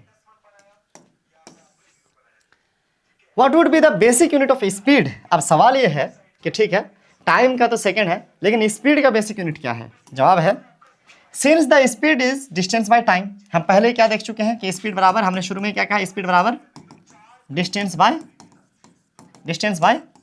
टाइम, कहा ना। अब जो हमारे पास डिस्टेंस है, डिस्टेंस का यूनिट होता है मीटर। क्या होता है भाई, मीटर। और टाइम का हमने क्या देखा, सेकंड, बेसिक वाला सेकंड। डिस्टेंस का ऐसा यूनिट होता है मीटर, और टाइम का ऐसा यूनिट होता है सेकंड। तो इस हिसाब से स्पीड का क्या हो गया, मीटर पर सेकंड हो गया। इसका क्या हो गया, मीटर पर सेकंड हो गया। वही लिखा है कि speed is equal to distance by time, the basic unit of speed is metre per second. आप इसको चाहे तो ऐसे लिख सकते हैं, मीटर पर सेकंड, ठीक है। It could be also expressed in other unit such as metre per minute या किलोमीटर पर आवर। अब ऐसा नहीं है कि मीटर पर मिनट सेकंड में ही लिखेंगे, इसको मीटर पर मिनट में भी दिखाया जा सकता है, किलोमीटर पर आवर में भी दिखाया जा सकता है, अपने अपने ज़रूरत के हिसाब से। लेकिन जो ऐसा यूनिट है वो हमारा मीटर पर सेकंड ही है। You must remember that the symbol of all units is written in singular.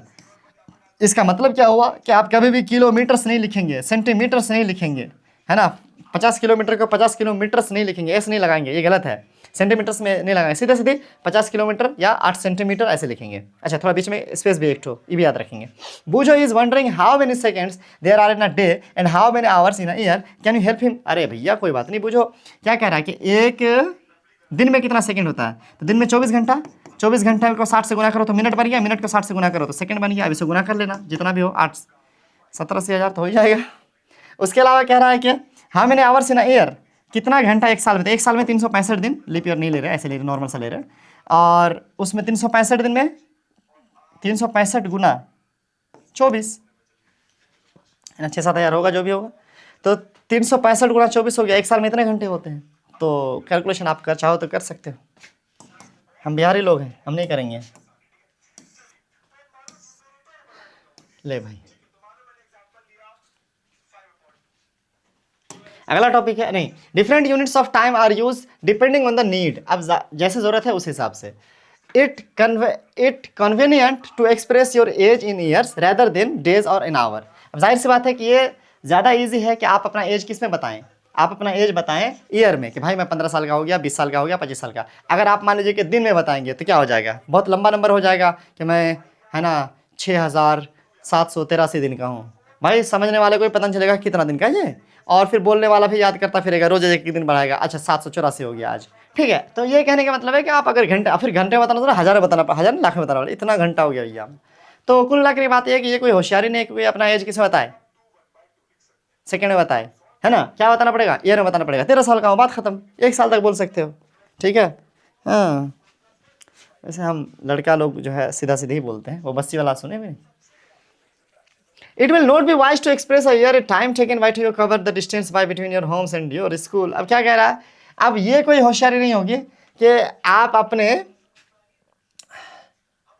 घर से अपने स्कूल की दूरी को, आप के टाइम को आप ईयर में बताएं, है ना। अरे हाँ, चलो क्लियर करो। आपके घर से स्कूल की दूरी सपोज करें जाने में आपको टाइम लगता है 10 मिनट। अब 10 मिनट को आप घंटा में चेंज करोगे 60 से भागा देके, और फिर उसको आप 365 से भाग घंटा देके 24 से चेंज करोगे दिन में, फिर उसको ईयर में चेंज करोगे तो 0.00 कुछ में आ जाएगा।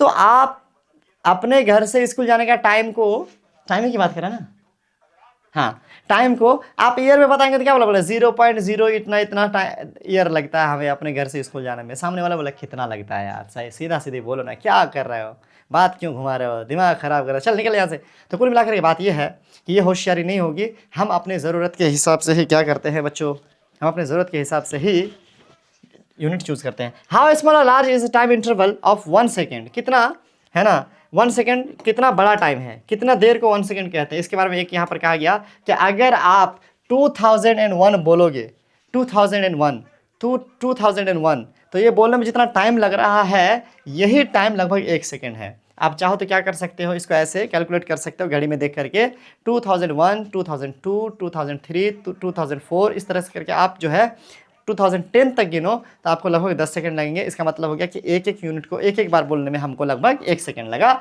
यही चीज़ यहाँ पर कहा गया है। दिस रेट में भी स्लाइटली हायर फॉर चिल्ड्रेन। अच्छा ये और चीज़ है, ये अलग चीज़ है कि 72 बार हमारे इसमें एक पल्स हमारे पास बीट होता है, हार्ट बीट या पल्स रेट 72 होता है लगभग अप्रॉक्स, है ना। 1 मिनट में हमारा दिल 72 बार धड़कता है, ठीक है, ढप ढप लप ढप, है कि नहीं है।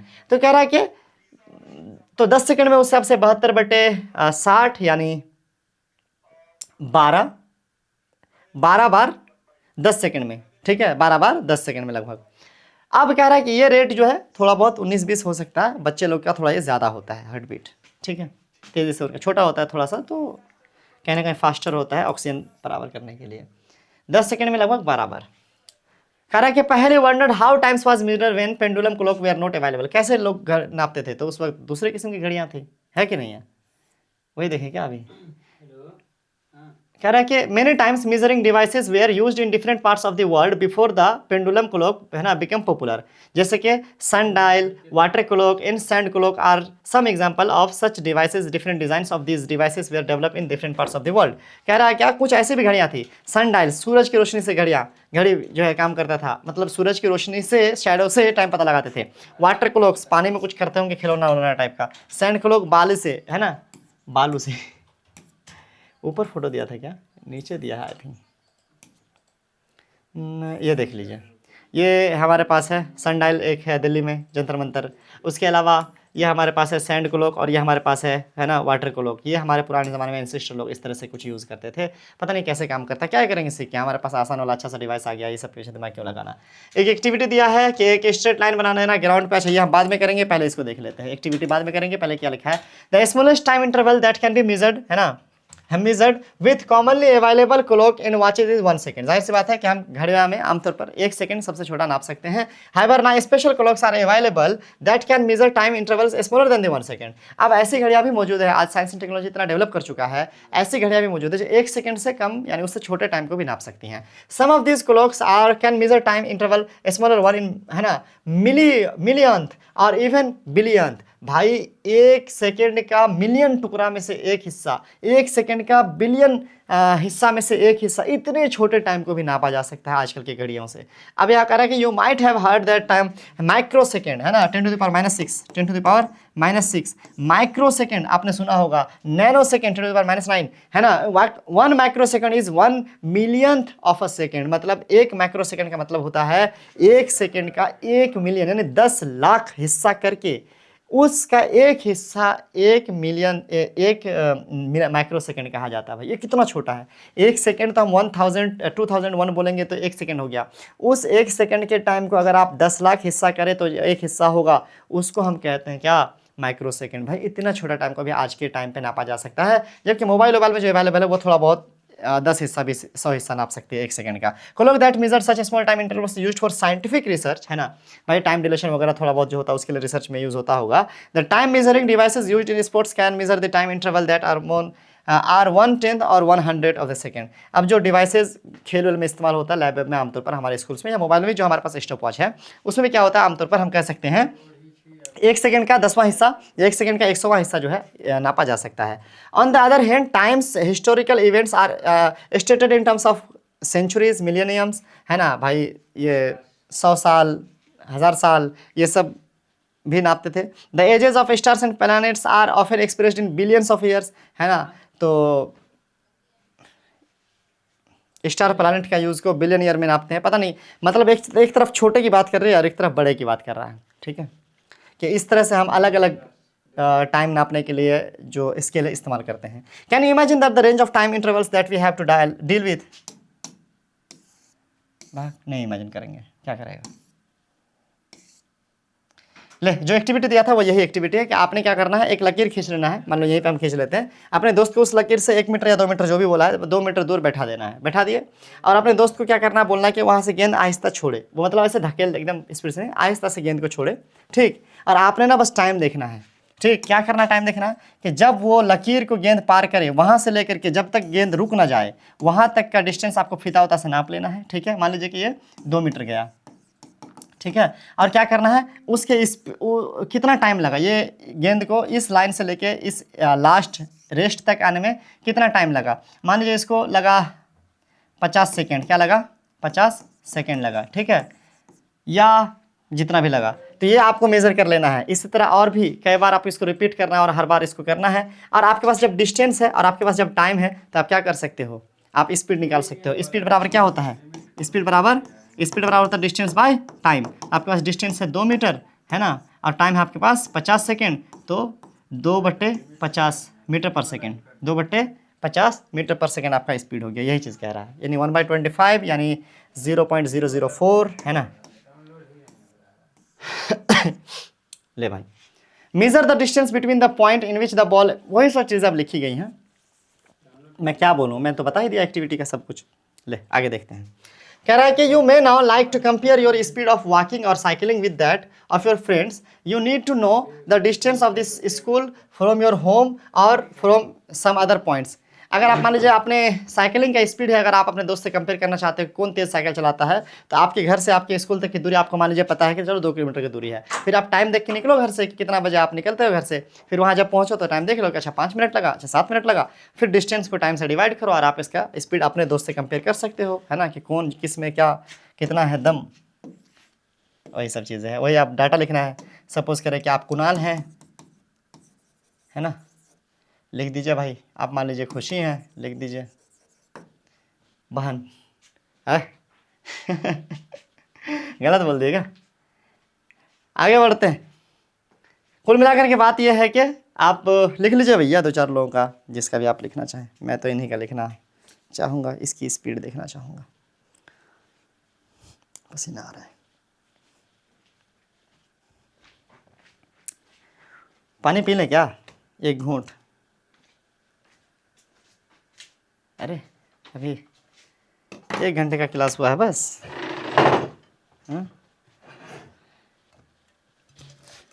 दूसरा क्लास ले रहा हूँ आज बच्चों।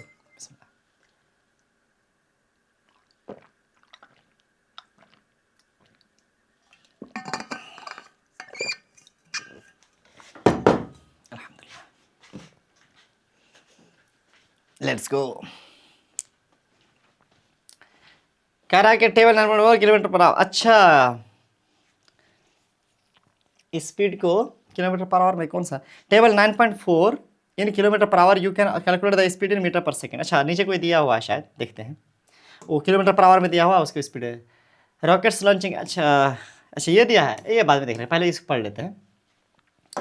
कुछ चीज़ों का स्पीड दिया, rockets launching satellites into earth orbit, है ना। जो रॉकेट है, जब सैटेलाइट को पृथ्वी से छोड़ा जाता है तो रॉकेट ही लेके जाता है ना अर्थ के ऑर्बिट तक, जहाँ चक्कर लगाएगा। ऑन द अदर हैंड, अच्छा इसका स्पीड क्या होता है, 8 किलोमीटर पर सेकंड होता है। रॉकेट की स्पीड लगभग जब पहुंच जाते हैं ऊपर जाती है तो इसकी स्पीड क्या होती है, 8 किलोमीटर पर सेकंड। इसका मतलब क्या हुआ कि 1 सेकंड में रॉकेट लगभग 8 किलोमीटर का डिस्टेंस ट्रैवल कर लेता है। आप समझ रहे हो, 8 किलोमीटर का डिस्टेंस 1 सेकंड में। इसी तरह से अगर आप देखेंगे तो कछुआ जो है, टर्टाइज जो है, वो ना लगभग 8 मीटर पर सेकेंड, 8 सेंटीमीटर पर सेकेंड का डिस्टेंस ट्रैवल करता है। मतलब 1 सेकंड में ना सिर्फ 8 सेंटीमीटर चलता है रॉकेट, 1 सेकंड में 8 किलोमीटर, और ये 8 centimetre. Can you calculate how fast in the rocket compare with the tortoise. ये कंपेयर करने के लिए क्यों कह रहा है मैं आपको बता रहा हूं। देखो इसमें कुछ बात है, कुछ बात है कि हस्ती मिटती नहीं हमारी। थोड़ा नीचे जाएगा। देखो 8 किलोमीटर पर सेकेंड, 8 सेंटीमीटर पर सेकेंड, दोनों को हम कंपेयर अगर करना चाहेंगे बच्चों, तो कंपेयर करने के लिए ना हम लोग का यूनिट सेम होना चाहिए, एक आम एग्जाम नहीं चलेगा। ठीक, इसमें है किलोमीटर पर सेकंड, इसमें है सेंटीमीटर पर सेकंड। अब हम नहीं बता पाएंगे भाई कि कौन तेज कौन फास्ट, दोनों को सेम करो। अब सेंटीमीटर को किलोमीटर बनाएंगे तो 0.00 में चला जाएगा, उससे अच्छा किलोमीटर को सेंटीमीटर बना लेते हैं। आप जानते हैं कि 8 किलोमीटर का मतलब हो गया 8000 मीटर पर सेकेंड, है ना, और 8000 मीटर का मतलब हो गया 8000 में और 100 से गुना कर दो, है ना, यानी 8 लाख सेंटीमीटर।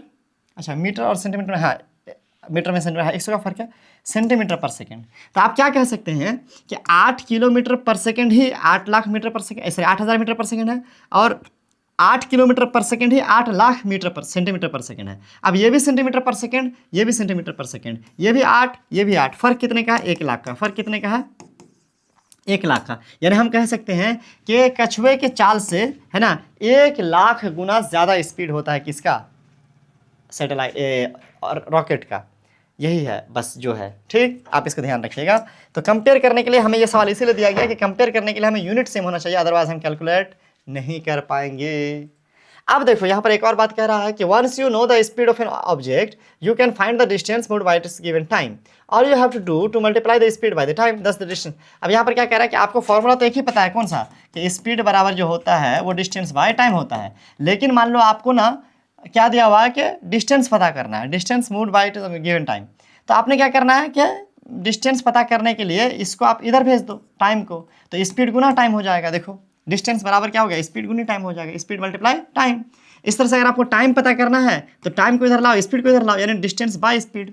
आपने ये रूल पढ़ा होगा ना कि एक गुना में है तो भागा में जाएगा, भागा में तो गुना में आएगा, ऐसा होता है ना। तो दो फार्मूला से एक फार्मूला हमारे पास ये है कि स्पीड बराबर डिस्टेंस बाय टाइम, इसी से एक फार्मूला आपका क्या बन जाएगा? डिस्टेंस बराबर, है ना, स्पीड इंटू टाइम, और इससे एक फार्मूला आपका क्या बन जाएगा कि टाइम इज इक्वल टू, है ना, डिस्टेंस बट्टे स्पीड, डिस्टेंस बट्टे स्पीड। तो हमारे पास ये 3 फार्मूला हो गया। आप चाहो तो किताब में कहीं साइड में लिख दो, हालांकि मेन बॉस फार्मूला यही है, उसी से ये दोनों बना है। ठीक, चलिए आप चाहे तो अलग अलग फार्मूला अलग टाइम में इस्तेमाल कीजिएगा, या फिर एक ही बार एक ही फार्मूला याद रखेंगे और फिर जहाँ पर जैसा आएगा कैलकुलेशन इधर उधर कर लेंगे, जैसा मैं करता हूँ। टेबल दिया हुआ है, अलग अलग चीज़ों का स्पीड के बारे में लिखा है कि फाल्कन जो है बेसिकली एक तरह का बाज, जो एक चिड़िया होता है, 320 किलोमीटर पर आवर चलता है, यानी 1 घंटे में 320 चल सकता है भैया। चीता फास्टेस्ट एनिमल है, लैंड एनिमल, फिर भी 112 किलोमीटर 1 घंटे में चल सकता है, जबकि बाज 320 किलोमीटर पर आवर की स्पीड से उड़ सकता है। ब्लू फिश की बात कर रहा है, ऐसे रैबिट की बात कर रहा है, स्क्वायरल की बात कर रहा है, और बला बला बला स्नेल की बात कर रहे हैं। तो बहुत स्लो भैया, स्लो है कितना? स्नेल, स्नेल घोंगा है कि नहीं है। अब इसमें जो इंपॉर्टेंट चीज़ है कि किलोमीटर पर आवर को हम मीटर पर सेकंड में कैसे कन्वर्ट करते हैं, यहाँ पर ये चीज़ सिखाने की ज़रूरत है।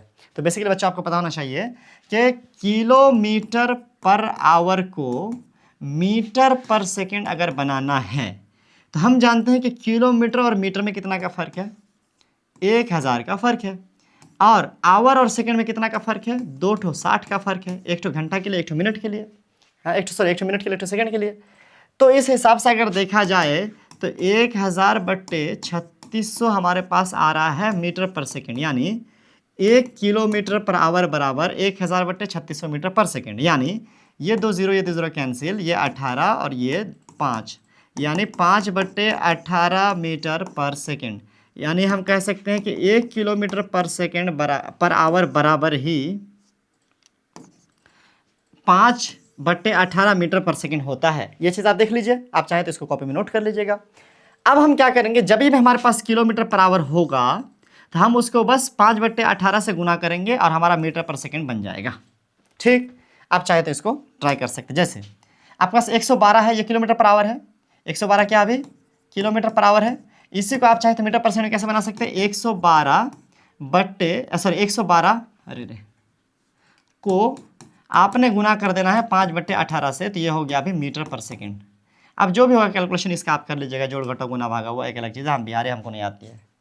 बिहारी लोग का मैथमेटिक्स अच्छा होता है ना रे, हम एक्सेप्शन है क्या? मेरा मैथमेटिक्स अच्छा है भाई, ऐसी बात नहीं है भाई। ऐसे ही मान लो आपको 19 का करना है, ये किलोमीटर पर आवर है, ठीक है, इसको मीटर पर सेकंड बनाना है, तो आपने क्या करना है? बस 19 को 5 बट्टे 18 से गुना कर देना, ये मीटर पर सेकंड हो जाएगा, जो भी आएगा आपका गुना करके। 19 पंचे कितना होता है भाई? 190 का 190 का आधा कितना होगा? 190 का आधा 100 का 50, 90 का 45, 50 95, 95/18, 18 18 18 18 दोनों 36, 18 3 54। भाई हमको याद नहीं है यार, नहीं है तो नहीं है, करवा ली बेइज्जती। चलो आप ये कर लेना, वैसे करने के लिए हम कर सकते हैं, छोड़ो ना, बड़े बड़े हिसाब करके बैठे हैं, लेकिन ये मैंने तरीका बता दिया। अच्छा एक और बात, अगर आपको ना, जैसे देखो अभी किलोमीटर पर आवर दिया हुआ था, आपने उसको मीटर पर सेकंड बनाना था, तो आपने इतना से करा, जिसको हम 5/18 लिखे थे, इसी को कैलकुलेट करके। लेकिन अगर आपको मीटर पर सेकंड जैसे दिया हो कि 12 मीटर पर सेकंड, इसको आपको किलोमीटर पर आवर बनाना है, तो आपने क्या करना होगा, उल्टा करना होगा। क्या? 5/18 से नहीं, 18/5 से बस गुणा कर देंगे तो ये किलोमीटर पर आवर भी हो जाएगा। बात समझे बच्चों?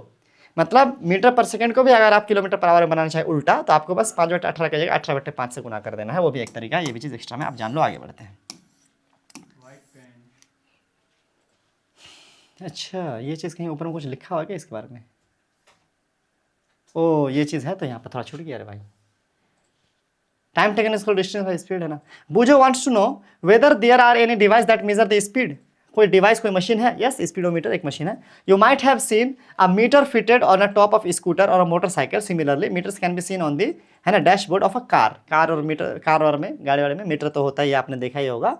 बसेज एंड अदर व्हीकल्स सब में होता है। Shows the dashboard of a car, note that one of the meters has kilometre per hour written at one corner, it is called speedometer, है ना। अब देखिए आपने इस तरह के देखे होंगे, है ना, गाड़ी में, मोटरसाइकिल में ऐसा, कार में वैसा आपने देखा होगा। तो यहाँ पर ना आप कह रहा है कि ये जो किलोमीटर पर आवर लिखा हुआ है, जो किलोमीटर पर आवर लिखा हुआ है, इसका मतलब ये जो मीटर है, ये जो मीटर है, ये बेसिकली क्या दिखा रहा है? स्पीड को दिखा रहा है, क्योंकि स्पीड ही का किलोमीटर पर आवर एक यूनिट होता है, आप जानते हैं, है ना, बड़ा यूनिट है और जनरली यूज होता है गाड़ी में। तो इसका मतलब है कि ये जो मीटर है ये स्पीड को दिखाता है, इसको हम लोग कहते हैं स्पीडोमीटर। क्या बोलते हैं इसको? स्पीडोमीटर। अगर आप देखेंगे, है ना, तो यहाँ पर भी एक और चीज़ दिखा रहा है, सिर्फ किलोमीटर लिखा हुआ है यहाँ पर, सिर्फ किलोमीटर। यहाँ पर भी है कहीं पर, यहाँ पर देखिए सिर्फ किलोमीटर लिखा हुआ है। तो जो ऐसा वाला डायल होता है जहाँ पर सिर्फ डिस्टेंस दिखाता है ना, वो एक अलग होता है। मतलब इसमें दो तरह का मीटर लगा हुआ है। एक मीटर जिसमें स्पीड दिखा रहा है उसको हम लोग कहते हैं स्पीडोमीटर, और एक मीटर जिसमें डिस्टेंस दिखाता है, कितना दूरी अभी तक ये गाड़ी कितना गाड़ी चला है अभी तक, उसको हम लोग कहते हैं ओडोमीटर। क्या कहते हैं? ओडोमीटर। याद रखिएगा इस बात को। स्पीडोमीटर जो होता है basically it measure speed of an device, speed of any vehicle. और ओडोमीटर एंड ऑडोमीटर जो होता है बेसिकली इट रिकॉर्ड्स और it measure the distance travelled by the object और व्हीकल, जो भी आप यूज़ कर रहे हो। यहाँ पर वही चीज़ लिखा हुआ है, कह रहा है कि the speed directly in kilometre per hour लिखा है। There is also another meter that measure the distance moved by the vehicle, है ना, उसका हम लोग बोलते हैं ऑडोमीटर, जो मैंने आपको दिखाया। While going for school picnic, Paheli decided to note the reading on the odometer of the bus after every 30 minute till the end of the journey. Later on she recorded her reading in the table 9.5।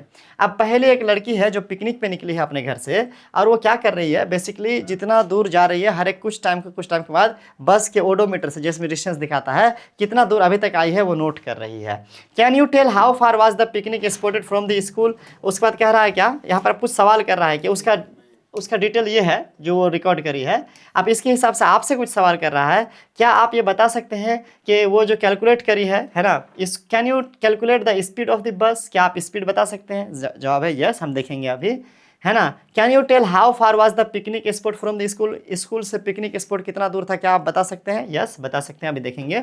Looking at the table, Boojho asked Paheli whether she can tell far the would have travelled 9:45, 9:45 में वो कितनी दूरी travel करी थी, क्या वो बता सकती है? Paheli had no answer to this question. They went to their teacher, she told them that the way to solve this problem is to plot a distance time graph, let's find out how such graph is plotted.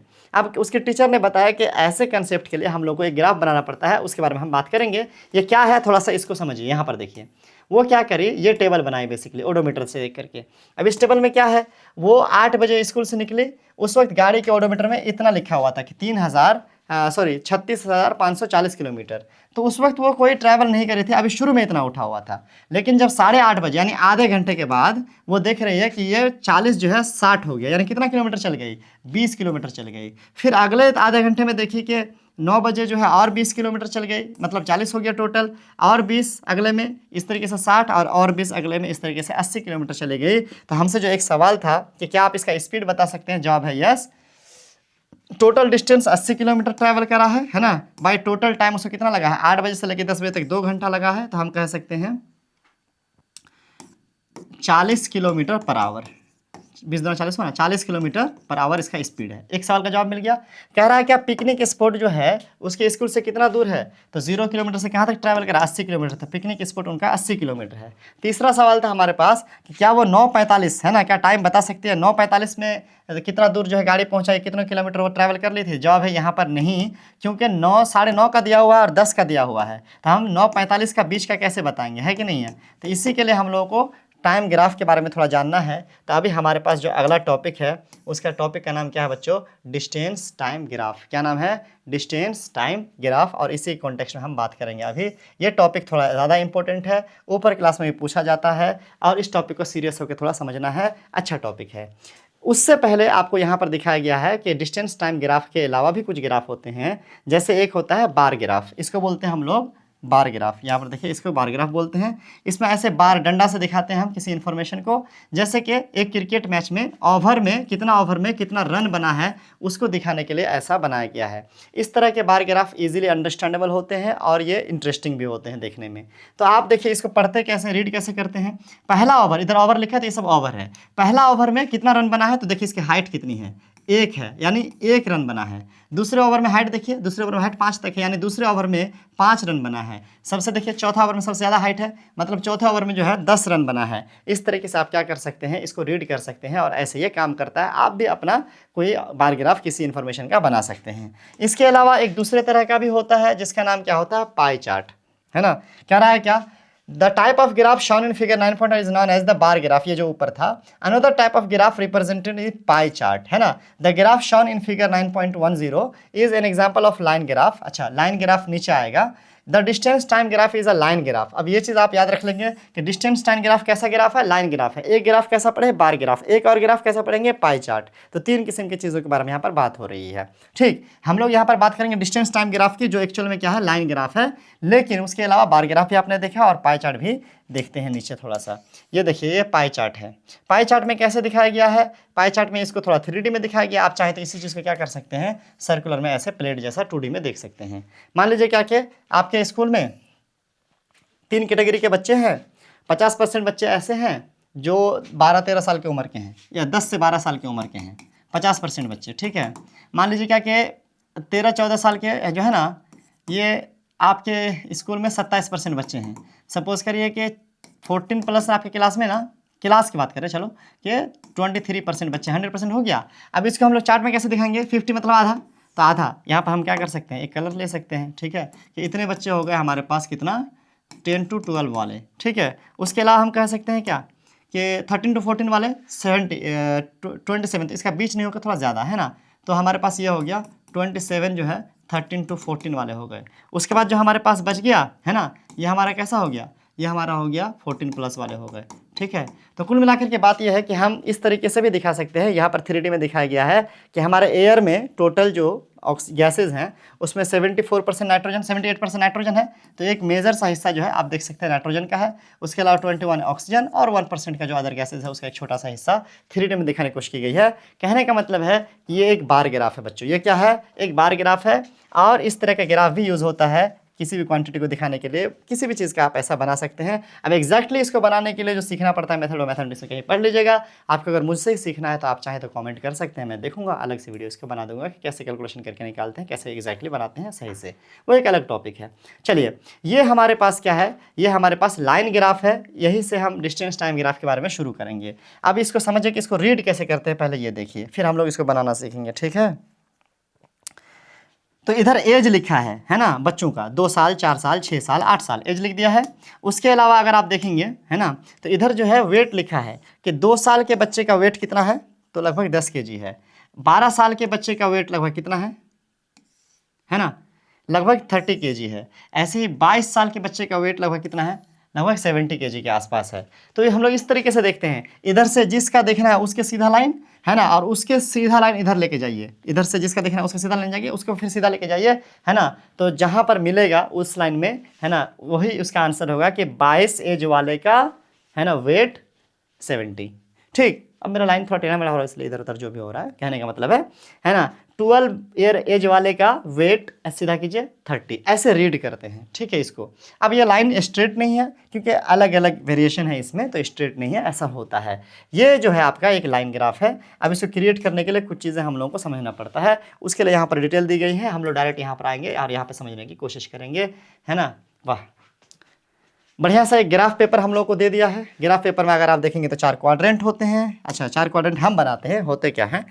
ये graph paper है, अगर आप चाहें खरीद करके भी आप देख सकते हैं प्रैक्टिकली। आपने कहीं ना कहीं देखा ही होगा, कहीं ना कहीं आपने यूज़ किया ही होगा मैथ की क्लास में ग्राफ का।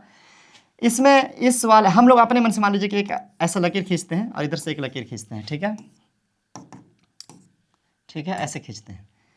इस वाले लकीर को वाई एक्सिस कहते हैं, जो आपका वर्टिकल है, और ये जो हॉरिजॉन्टल लकीर है इसको हम लोग कहते हैं एक्स एक्सिस। क्या कहते हैं इसको? एक्स एक्सिस, यहाँ पर देख सकते हैं, ठीक है, वाई एक्सिस और एक्स एक्सिस, ठीक।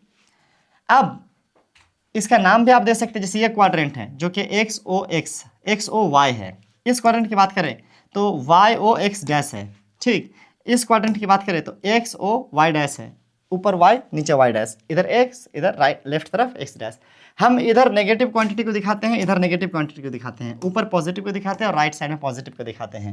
अपने ज़रूरत के हिसाब से अभी हमने बीचों बीच लकीर खींचा है, लेकिन ज़रूरत के हिसाब से इसको हम क्या कर सकते हैं, इसको हम ऐसे भी खींच सकते हैं, यहाँ से भी खींच सकते हैं। मान लीजिए हमको पॉजिटिव में ही चाहिए, नेगेटिव की जरूरत नहीं है, तो हम नेगेटिव को कम कर देंगे, इधर को कम कर देंगे, इधर को कम कर देंगे, पॉजिटिव में ही बड़ा घर बना देंगे। या पूरा पूरा ही हमको पॉजिटिव जो है, नेगेटिव है ही नहीं, तो हम डायरेक्ट यहाँ से भी लाइन ले सकते हैं, ऐसे भी। यह हो गया हमारा एक्स एक्सिस, यह हो गया हमारा वाई एक्सिस, ऐसे भी ले सकते हैं। तो अपने ज़रूरत के हिसाब से है ये। चलिए अभी हम समझने के लिए इस क्वाड्रेंट को लेते हैं, है ना, यहाँ पर, है ना, हमारे एक्स एक्सिस या हमारा वाई एक्सिस, ऐसे लेंगे।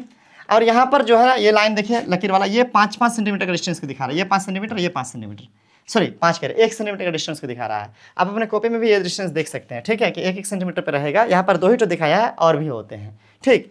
हम मान लेते हैं कि अभी 1 सेंटीमीटर का है, हालांकि ये ज़्यादा कम हो सकता है। कॉपी में देखिएगा ये कई सारे ऐसे लाइन्स देखने को आपको मिल सकते हैं, ठीक है। मान लेते हैं कि यहाँ से यहाँ तक 1 सेंटीमीटर है और यहाँ से यहाँ तक 1 सेंटीमीटर है। ध्यान रखिएगा कि आपको जो आपको जो पॉइंट्स लेने हैं बच्चों, मान लीजिए अभी हम ये लाइन और ये लाइन ले रहे हैं, तो मान लीजिए ये हमारा सेंटर पॉइंट हुआ, अभी इसको ओरिजिन बोलते हैं। इसका जो ओरिजिन का होता है 0.00, ठीक है। अब ये चीज़ अलग है, अभी आप समझो, ये पॉइंट और ये पॉइंट, ये पॉइंट और ये पॉइंट हम अभी ले सकते हैं अपने डाटा को, ग्राफ को खींचने के लिए, ठीक। अब समझने वाली बात यह है कि ये डिस्टेंस और ये डिस्टेंस सेम होना चाहिए, और भी रहेगा तो वो भी डिस्टेंस इसके इक्वल होना चाहिए। ये डिस्टेंस और ये डिस्टेंस सेम होना चाहिए, और भी रहेगा तो वो इक्वल डिस्टेंस होना चाहिए। ये और ये बराबर हो ये ज़रूरी नहीं है, लेकिन इस लाइन में, है ना, इस एक्स एक्सिस में जितने भी डिस्टेंस आप लेंगे वो सब इक्वल लेंगे। इस तरह से वाई एक्सिस में जितने भी आप लेंगे इंटरवल्स, वो सब इक्वल लेंगे। ये पॉइंट याद रखेंगे, नंबर 1, ठीक। दूसरी चीज़, नंबर्स लिख रहे, जैसे 0 हुआ, उसका मान लीजिए 1 है, ये 2 है, तो आप 1 2, तो फिर उसके बाद आपको 3 ही लिखना पड़ेगा। इधर आप मान लीजिए 5 10, तो उसके बाद आपको 15 ही लिखना पड़ेगा। यही रूल होता है। ऐसा नहीं है कि नंबर में भी आप घोपला कर दें, यहाँ पर 1 लिख दें, यहाँ पर 3 लिख दें, यहाँ पर 7 लिख दें, नहीं। ये जो नंबर का भी जो डिस्टेंस गैप है वो भी आपका क्या होना चाहिए, इक्वल होना चाहिए। ग्राफ खींचते वक्त ये चीज़ आपको ध्यान रखना है, ठीक। चलिए उसके बाद जब आप इतना सीख गए ग्राफ के बारे में, तब आप क्या कर सकते हैं, ग्राफ ड्रॉ कर सकते हैं। जैसे कि यहाँ पर इसी का ग्राफ ड्रॉ करने की कोशिश की जाएगी कि 1 मिनट में 1 किलोमीटर डिस्टेंस ट्रैवल करा किसी गाड़ी ने, 2 मिनट में 2 किलोमीटर ट्रैवल करा, 3 मिनट में 3 किलोमीटर, 4 मिनट में 4 किलोमीटर और 5 मिनट में 5 किलोमीटर। तो यहाँ पर इसी को दिखाने के लिए एक ग्राफ ड्रॉ किया गया है। देखिए ये ग्राफ है, ठीक है। अगर मान लीजिए क्या कि ऐसा बोलता कि 1 मिनट में 10 किलोमीटर, है ना, 2 मिनट में 15 किलोमीटर, 3 मिनट में वेरिएबल होता, तो भी उसका खींचा जा सकता है। वो भी हम देखेंगे एक एग्जांपल से। देखिए वही है 0 सेंटर में, उसके अलावा O है ओरिजिन, उसके अलावा देखिए वहाँ पर है 1 minute 1 kilometre, 2 minute 2 kilometre, 3 minute 3 kilometre. तो जो हमारा नंबर है वो 1 2 3 जैसा आ रहा है, इसलिए यहाँ पर भी नंबर्स क्या लिया जा रहा है, 1 2 3 4 5 ऐसे नंबर्स लिया जा रहा है एक्स एक्सिस में। और इधर 1 2 3 4 5 डिस्टेंस वाई एक्सिस में लिया जा रहा है, क्योंकि हमारे पास जो डिस्टेंस है वो भी कैसा है, 1 किलोमीटर 2 किलोमीटर 3 किलोमीटर। लेकिन अगर मान लो हमारे पास रहता 5 किलोमीटर 10 किलोमीटर 20 किलोमीटर, तो हम उसी हिसाब से लेते, 5 10 15 20 25 उस हिसाब से लेते, ठीक है। टाइम रहता मान लीजिए, है ना, 5 मिनट 10 मिनट 20 मिनट, उस हिसाब से, या फिर 1 घंटा 2 घंटा 5 घंटा, तो हम जैसा रहता उस हिसाब से हमको ये नंबर चेंज करने पड़ते हैं। अभी हमारे पास जो एग्जाम्पल है उसमें हमारे पास जो टाइम है वो 1 मिनट 2 मिनट 3 मिनट का है, तो हमने 1 मिनट 2 मिनट 3 मिनट लिया।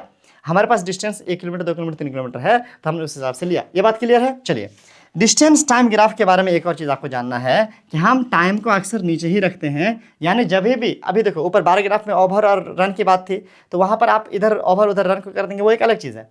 बट अक्सर यही देखा गया है कि डिस्टेंस टाइम ग्राफ में हमेशा टाइम को ही नीचे रखते हैं, और हमारे पास डिस्टेंस टाइम ग्राफ ही का स्पेशल ये टॉपिक है। ठीक, तो हम टाइम को नीचे रखेंगे हमेशा। ठीक है, चलिए यहाँ पर भी टाइम को नीचे रखा गया है। अब इसको बनाते कैसे हैं, तो हम जैसे ऊपर चार्ट में देखें कि 1 मिनट में 1 किलोमीटर, तो हम यहाँ पर 1 के सामने एक dot dot dot dot dot line खींचेंगे, जैसे यहाँ पर किया गया है, और 1 किलोमीटर, ये 1 किलोमीटर है, डिस्टेंस है ना किलोमीटर, तो उसके सामने एक डॉट डॉट डॉट करेंगे, तो हमारे पास यहाँ पर एक पॉइंट आया, इसको जहाँ पर इंटरसेक्ट करेगा, जहाँ पर कटेगा, इंटरसेक्शन पॉइंट पे एक हम खींच लेंगे। ऐसे ही 2 मिनट में 2 किलोमीटर, तो हमने क्या करना है, 2 मिनट लगे डॉट डॉट डॉट करके, और 2 किलोमीटर, तो यहाँ पर 2 के सामने से हम, अच्छा ये लाइन इसके पैरेलल और ये लाइन इसके पैरेलल, ऐसे ही ये लाइन इसके पैरेलल और ये लाइन इसके पैरेलल, है कि नहीं है। इस तरह से आप स्केल से खींचेंगे, और जहाँ पर आप मीट करेगा, इंटरसेक्ट करेगा, वहाँ पर क्या कर लेंगे, एक पॉइंट डाल देंगे। ऐसे ही कोई और भी ले सकते हैं, आपके 5 मिनट में डॉट डॉट डॉट करके आप इसको ले जाएंगे 5 किलोमीटर, तो 5 के सामने से ऐसे डॉट डॉट करके ऐसे ऐसे ले जाएंगे। ठीक है, यहाँ पर मिल गया, तो यहाँ पर आप क्या कर देंगे, एक पॉइंट डाल देंगे, इंटरसेक्शन पॉइंट, और उसके बाद एक स्केल ले करके इसको मिला देंगे। ठीक है, एक लाइन खींच देंगे। अगर सपोज करिए, है ना, तो जब ये मिल गया आपका, तो इससे क्या फ़ायदा होगा, इससे आप अब बीच का भी पता लगा सकते हैं, जो डिस्टेंस बार में नहीं दिया हुआ था चार्ट में। यहाँ पर जैसे देखो 5 तक ही दिया था, आप 6 का भी आप पता लगा सकते हैं, 7 का भी पता लगा सकते हैं, या इसके 4-5 के बीच का ही पता लगा सकते हैं। आगे हम देखेंगे, आपको बताएंगे इस चीज़ को थोड़ा सा और। ठीक है, देखिए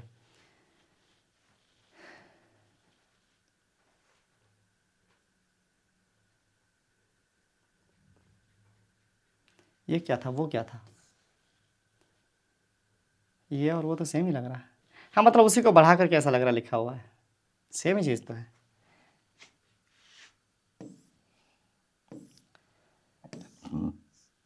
हाँ, यहाँ पर दिया है अलग वाला, ये वो वाला ग्राफ है बच्चों, है ना, जो हम लोगों को वो जो लड़की बस ट्रैवल करी थी ना, बस ट्रैवल करने के बाद जिस तरीके से वो 8:30 बजे 8 बजे का लिखी थी, उसका यहाँ पर दिया हुआ देखिए। तो 8 बजे शुरू करी थी 0 से, 8:30 पे, फिर 9 पे, फिर 9:30 पे, 10 पे उसने रीडिंग करा था। कितना कितना, 10, 20, 30, 40 लिखे हैं, क्योंकि उसने रीडिंग करा था 20-20 का। ठीक, तो अगर आप देखेंगे, कुल मिलाकर के बात यह है, अगर आप देखेंगे वो क्या बोली कि 8:30 बजे, उसके शुरू में 8:30 बजे वो 20 किलोमीटर ट्रैवल करी थी, तो 8:30 का लाइन लेंगे और 20 का लाइन लेंगे, ले लिए। अब यहाँ पर मिला, तो ये हो गया हमारे पास, है ना, एक पॉइंट। फिर वो बोली थी 9 बजे 40 किलोमीटर, तो 9 का एक लाइन लेंगे dot dot dot dot dot, और 40 के सामने एक लाइन लेंगे डॉट डॉट डॉट डॉट, मिल गया। ये हो गया हमारे पास सेकंड पॉइंट। अब इसके हिसाब से आप एक स्ट्रैंड खींच लेंगे, दोनों पॉइंट के हिसाब से खींच लिए। ठीक, अब आप चाहें तो बीच का बता सकते हैं, जैसे कि उसने पूछा था कि 9:45 का क्या होगा, यही ना, वैसे हालांकि ये सवाल शायद बाद में दिया हो, है ना। फिर 9:30 का ये करिए यार, करिए, इस तरह से आप मिला लिए। देखें, 1 मिनट, बाद में दिया हो, फिर और एक बार ग्राफ देखे शायद, नहीं नहीं नहीं, वही है, हाँ ये वही है। तो हमको यही सवाल था कि 9:45 का कैसे पता लगाएंगे, तो जवाब है देखिए, चूंकि हम ये लाइन, अब हमारे पास ये लाइन आ चुका है, ये बीच वाला लाइन, जब ये लाइन आ जाए आपके पास, तो अब आप किसी भी पॉइंट का, यानी 9:30, 10, 9, 8:30 का तो पता था, उसके अलावा आप किसी पॉइंट का पता लगाना चाहते हैं तो पता लगा सकते हैं। जैसे आपको पता लगाना 9:45 का, यहाँ पर होगा 9:45, तो आपने क्या करना, 9:45 के सामने एक लकीर खींचना है ऐसे। ठीक है, अब ये मेरा सीधा नहीं हुआ, ऐसे खींच लिया 9:45।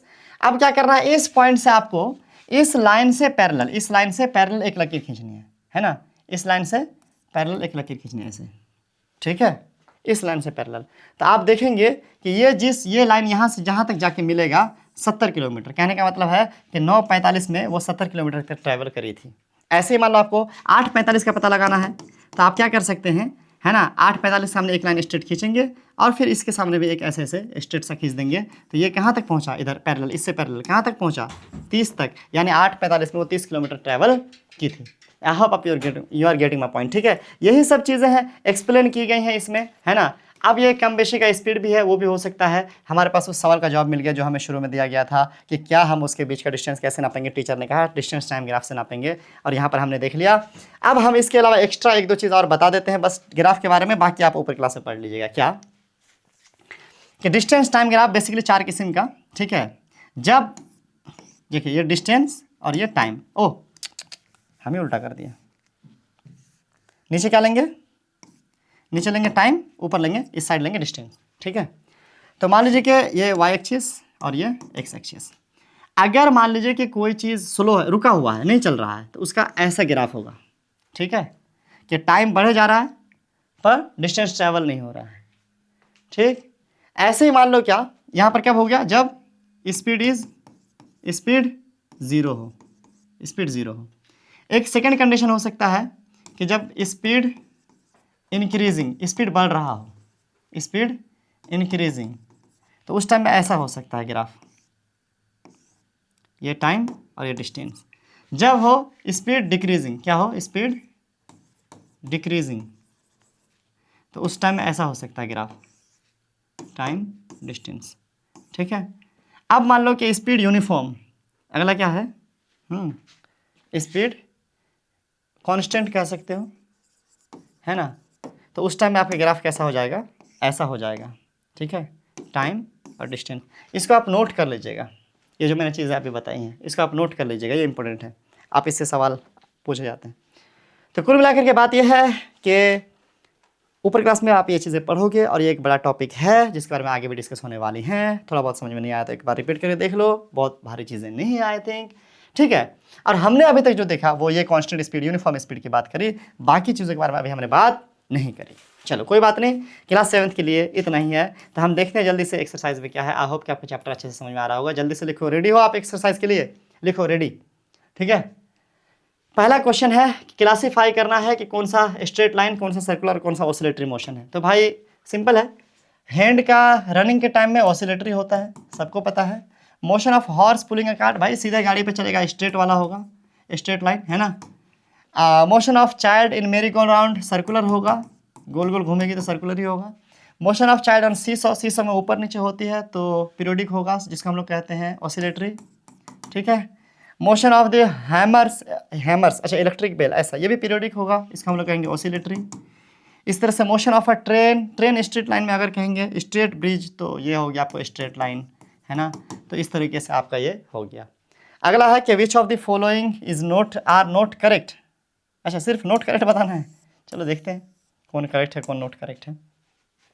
The basic unit of time is second, correct है। Every object moves with a constant speed, नहीं भैया, अर्थ है, मून है, कॉन्स्टेंट स्पीड घूम रहा है, पर हम लोग तो अक्सर जैसे तैसे स्पीड से चलते हैं, कॉन्स्टेंट कहाँ चलते हैं। Distance between two cities are measured in kilometres, हाँ सही बात है, ये सही बोल रहे हो तुम। The time period of a given pendulum is constant, time period एक फिक्स पेंडुलम में अगर धागे की लंबाई चेंज ना हो तो कांस्टेंट ही होता है, सही बात है। The speed of a train is expressed in metre per hour, नहीं भैया, सभी गाड़ियों में किलोमीटर पर आवर में स्पीड लिखा जाता है, ठीक है। चलिए आगे बढ़ते हैं। A simple pendulum takes 32 seconds, है ना, to complete 20 oscillation, what is the time period of the pendulum. मैंने पहले आपको कहा था ना कि टाइम पीरियड पता लगाने का एक फॉर्मूला क्या है आपके पास, क्या, टोटल टाइम बट्टे number of oscillation.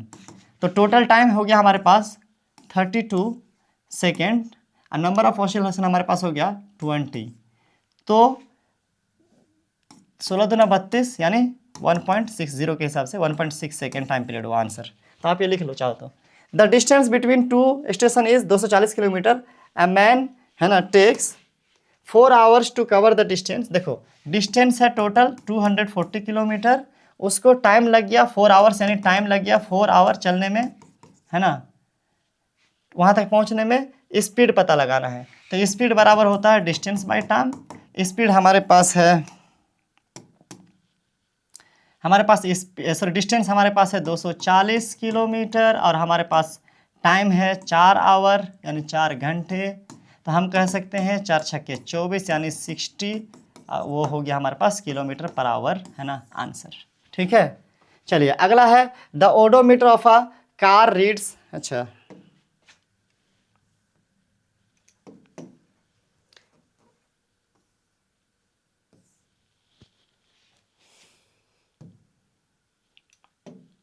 The odometer of a car reads इतना kilometer when the clock shows the time इतना, what is the distance covered by car if इतना am odometer reading has change इतना kilometer, calculate the speed of the car in kilometre per minute during this time. अच्छा, शुरू में इतना दिखा रहा था 57,321 है ना, 8:30 बजे, तो फिर 8:50 को टाइम का डिफरेंस देख लेते हैं। टाइम देख लो पहले कितना, 8:50 है ना, और उसमें से 8:30 गया तो कितना टाइम हो गया, सीधा सीधी कह सकते हैं कि 20 मिनट है कि नहीं है, 8:50 8:30। उसके अलावा कह रहा है कि का रीड्स यानी डिस्टेंस, डिस्टेंस की बात करें तो इतना था इतना हो गया, कितना हो गया 57,336 हो गया, पहले कितना था 57,321, 57,321 था, तो 36 में से 21 गया भैया, सीधा 300 300 तो बराबर है, 57 तो बराबर है, तो 15 किलोमीटर हो गया। डिस्टेंस कितना हो गया, 15 किलोमीटर हो गया। Calculate the speed of the car in kilometre per minute, तो स्पीड बराबर क्या हो गया, डिस्टेंस बाय टाइम, तो डिस्टेंस हो गया हमारे पास 15 किलोमीटर और टाइम हो गया हमारे पास 20 मिनट, है ना। तो हमारे पास हो गया 15/20, आप कर सकते हो चौके तिया, है ना, यानी 3/4 और kilometre per minute, kilometre per minute था ही, हमको भी किलोमीटर पर मिनट में ही पूछ रहा है, तो बात ही खत्म है। Express the speed in kilometre per hour, अच्छा इसका पर आवर बनाना है किलोमीटर पर मिनट को, तो किलोमीटर तो ऊपर वाला है ही है, ठीक है ना, सिर्फ 4 को हमको आवर में चेंज करना है ना, मिनट को, तो आवर में चेंज करने के लिए हमको करना पड़ेगा डिवाइड 60 से, तो 4/60 यानी 1/15 है ना, यही ना, तो 3 × 15 15 45 किलोमीटर पर आवर, ठीक है, ये 45 है 46 नहीं है।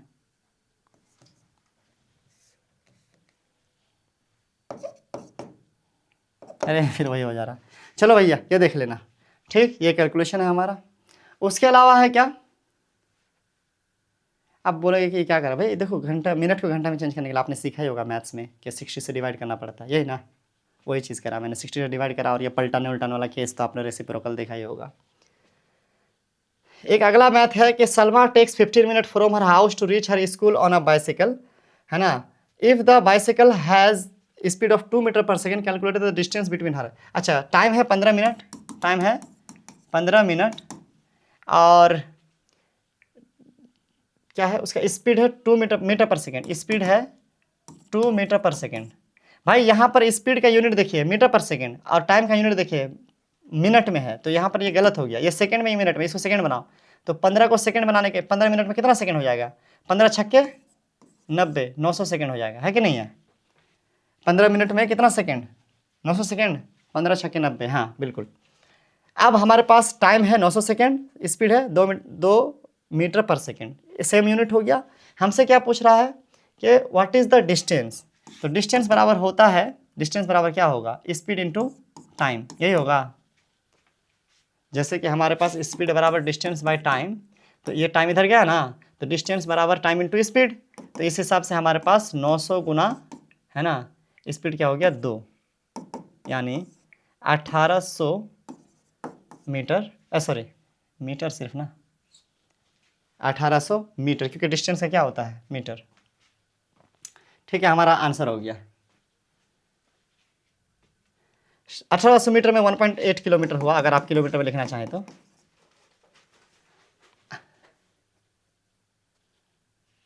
Show the speed, show the distance time graph for the motion following case, distance time graph हमको दिखाना है।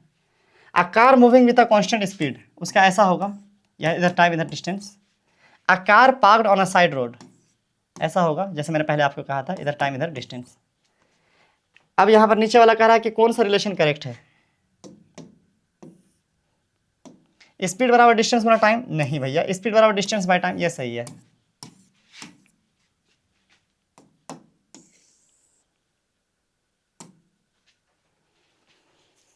The basic unit of speed is, basic unit तो होता है metre per second. A car moves with a speed of 40 kilometre per hour 15 minute, and then a speed of 60 kilometre per hour next 15 minute, the total distance. अच्छा, दो condition है भैया। एक condition है, पहला कंडीशन में क्या है कि हमारे पास, है ना, स्पीड है 40 किलोमीटर पर आवर, स्पीड है 40 किलोमीटर पर आवर, और हमारे पास टाइम है 15 मिनट। टाइम बराबर 15 मिनट। मिनट को घंटा बनाने के लिए 60 से डिवाइड, यही ना। तो 15 का यानी 0.4 आवर। 15/60, 15 चौके 60 होता ना। अरे गलत हो गया क्या? 15 चौके 60, 1/4 यानी 0.25 भाग। हम भी क्या कर दिए, 0.25 आवर है कि नहीं है। अब दोनों का यूनिट सेम हो गया, यूनिट सेम करना जरूरी है, नहीं तो आम जाम का कैलकुलेशन नहीं हो पाएगा। अब यहाँ पर हमसे पूछ रहा है क्या, व्हाट इज द डिस्टेंस। इसका डिस्टेंस क्या हो जाएगा, स्पीड गुना टाइम, स्पीड गुना टाइम। तो हमारे पास हो गया 40 × 0.25, तो 0 से पॉइंट गया तो 2.5 × 4 मतलब 10, है ना, किलोमीटर डिस्टेंस का। दूसरा कंडीशन देखिए, दूसरा कंडीशन क्या कह रहा है हमसे, speed 60 kilometre per our, speed 60 kilometre per our, है ना। और 15 मिनट फिर से टाइम, टाइम बराबर 15 मिनट, इसका मतलब है कि फिर से 0.25 आवर। तो इस बार डिस्टेंस क्या हो जाएगा, तो 60 × 0.25 यानी हम कह सकते हैं 2.5 × 6 मतलब 15 किलोमीटर, 15 हाँ किलोमीटर। तब हमसे पूछ रहा है कि टोटल डिस्टेंस, तो इधर 10 किलोमीटर और इधर 15 किलोमीटर, तो टोटल कितना हो गया, 10 + 15 यानी 25 किलोमीटर, यही ना। तो इसका हमारे पास आंसर हो जाएगा 25 किलोमीटर। नोट कर लेना। और क्या, suppose the 2 photographs shown in the figure 9.1 and 9.2 had been taken in an interval of 10 seconds if a distance of 100 meters is shown by 1 centimeter। भाई ये उस फिगर की बात कर रहा, शुरू में जो फिगर दिया गया था ना 9.1 9.2 में, भाई वो फिगर उसमें, ये तो किताब से फिर स्केल से नाप के करना पड़ेगा, इसको ऐसे नहीं कर सकते यहाँ पर बोर्ड में हम, नहीं तो गलत हो जाएगा। अगर आप चाहें कि इसको बना दे तो अलग से मैं किताब का नाप करके बनाऊंगा, अभी रहने देते हैं उसको। फिगर इसमें दिखाया गया ग्राफ है 2 व्हीकल का, ए और बी, जैसे कि हम देख सकते हैं कौन सा फास्ट मूव कर रहा था। आप इसको ऐसे समझ लो, देखो मान लो 1 2 3 4 है ना 5, मान लो 1 2 3 4 5 मान लो हमने लिख दिया। मान लो कि ये हमारा डिस्टेंस है, ये सॉरी टाइम है, ये मान लो मिनट है, और ये मान लो हमारा किलोमीटर है, ठीक। अब इसको इधर स्ट्रेट खींचो, इधर स्ट्रेट खींचो, तो हम कह सकते हैं कि लगभग 4 मिनट में ना लगभग 3 किलोमीटर चला। अब इसका देखो, ये और ये लगभग 3 मिनट में ना 5 किलोमीटर चला। अब सीधी बात आप समझ लो कि ये 4 मिनट में 3 किलोमीटर चला, और ये 3 ही मिनट में 5 किलोमीटर चला गया, कम टाइम में ज़्यादा डिस्टेंस। तो फास्टर कौन हुआ, ए हुआ। अब इस हिसाब से आप कह सकते हो जिसकी हाइट ज़्यादा होगी, जिसकी हाइट ज़्यादा होगी ग्राफ में, उसकी स्पीड ज़्यादा होगी। अगर 2-3 दिया हुआ है तो कंपेयर करने में आसान हो गया आपका, कि जिसकी हाइट ज़्यादा होगी, जो ज़्यादा ऊपर की ओर भागा होगा, उसकी स्पीड ज़्यादा होगी। नेक्स्ट आंसर आप याद रख सकते हैं शॉर्टकट में बनाने के लिए। चलिए यहाँ पर आपसे कह रहा है कि which of the following distance time graph shows a truck moving with a speed which is not constant. अच्छा, कांस्टेंट नहीं है, इसमें तो एक जैसा है भाई, लगातार ग्राफ बढ़ रहा था एक जैसा है। इसमें तो भाई कांस्टेंट है, मतलब रुका हुआ गाड़ी तो चल ही नहीं रहा है ना।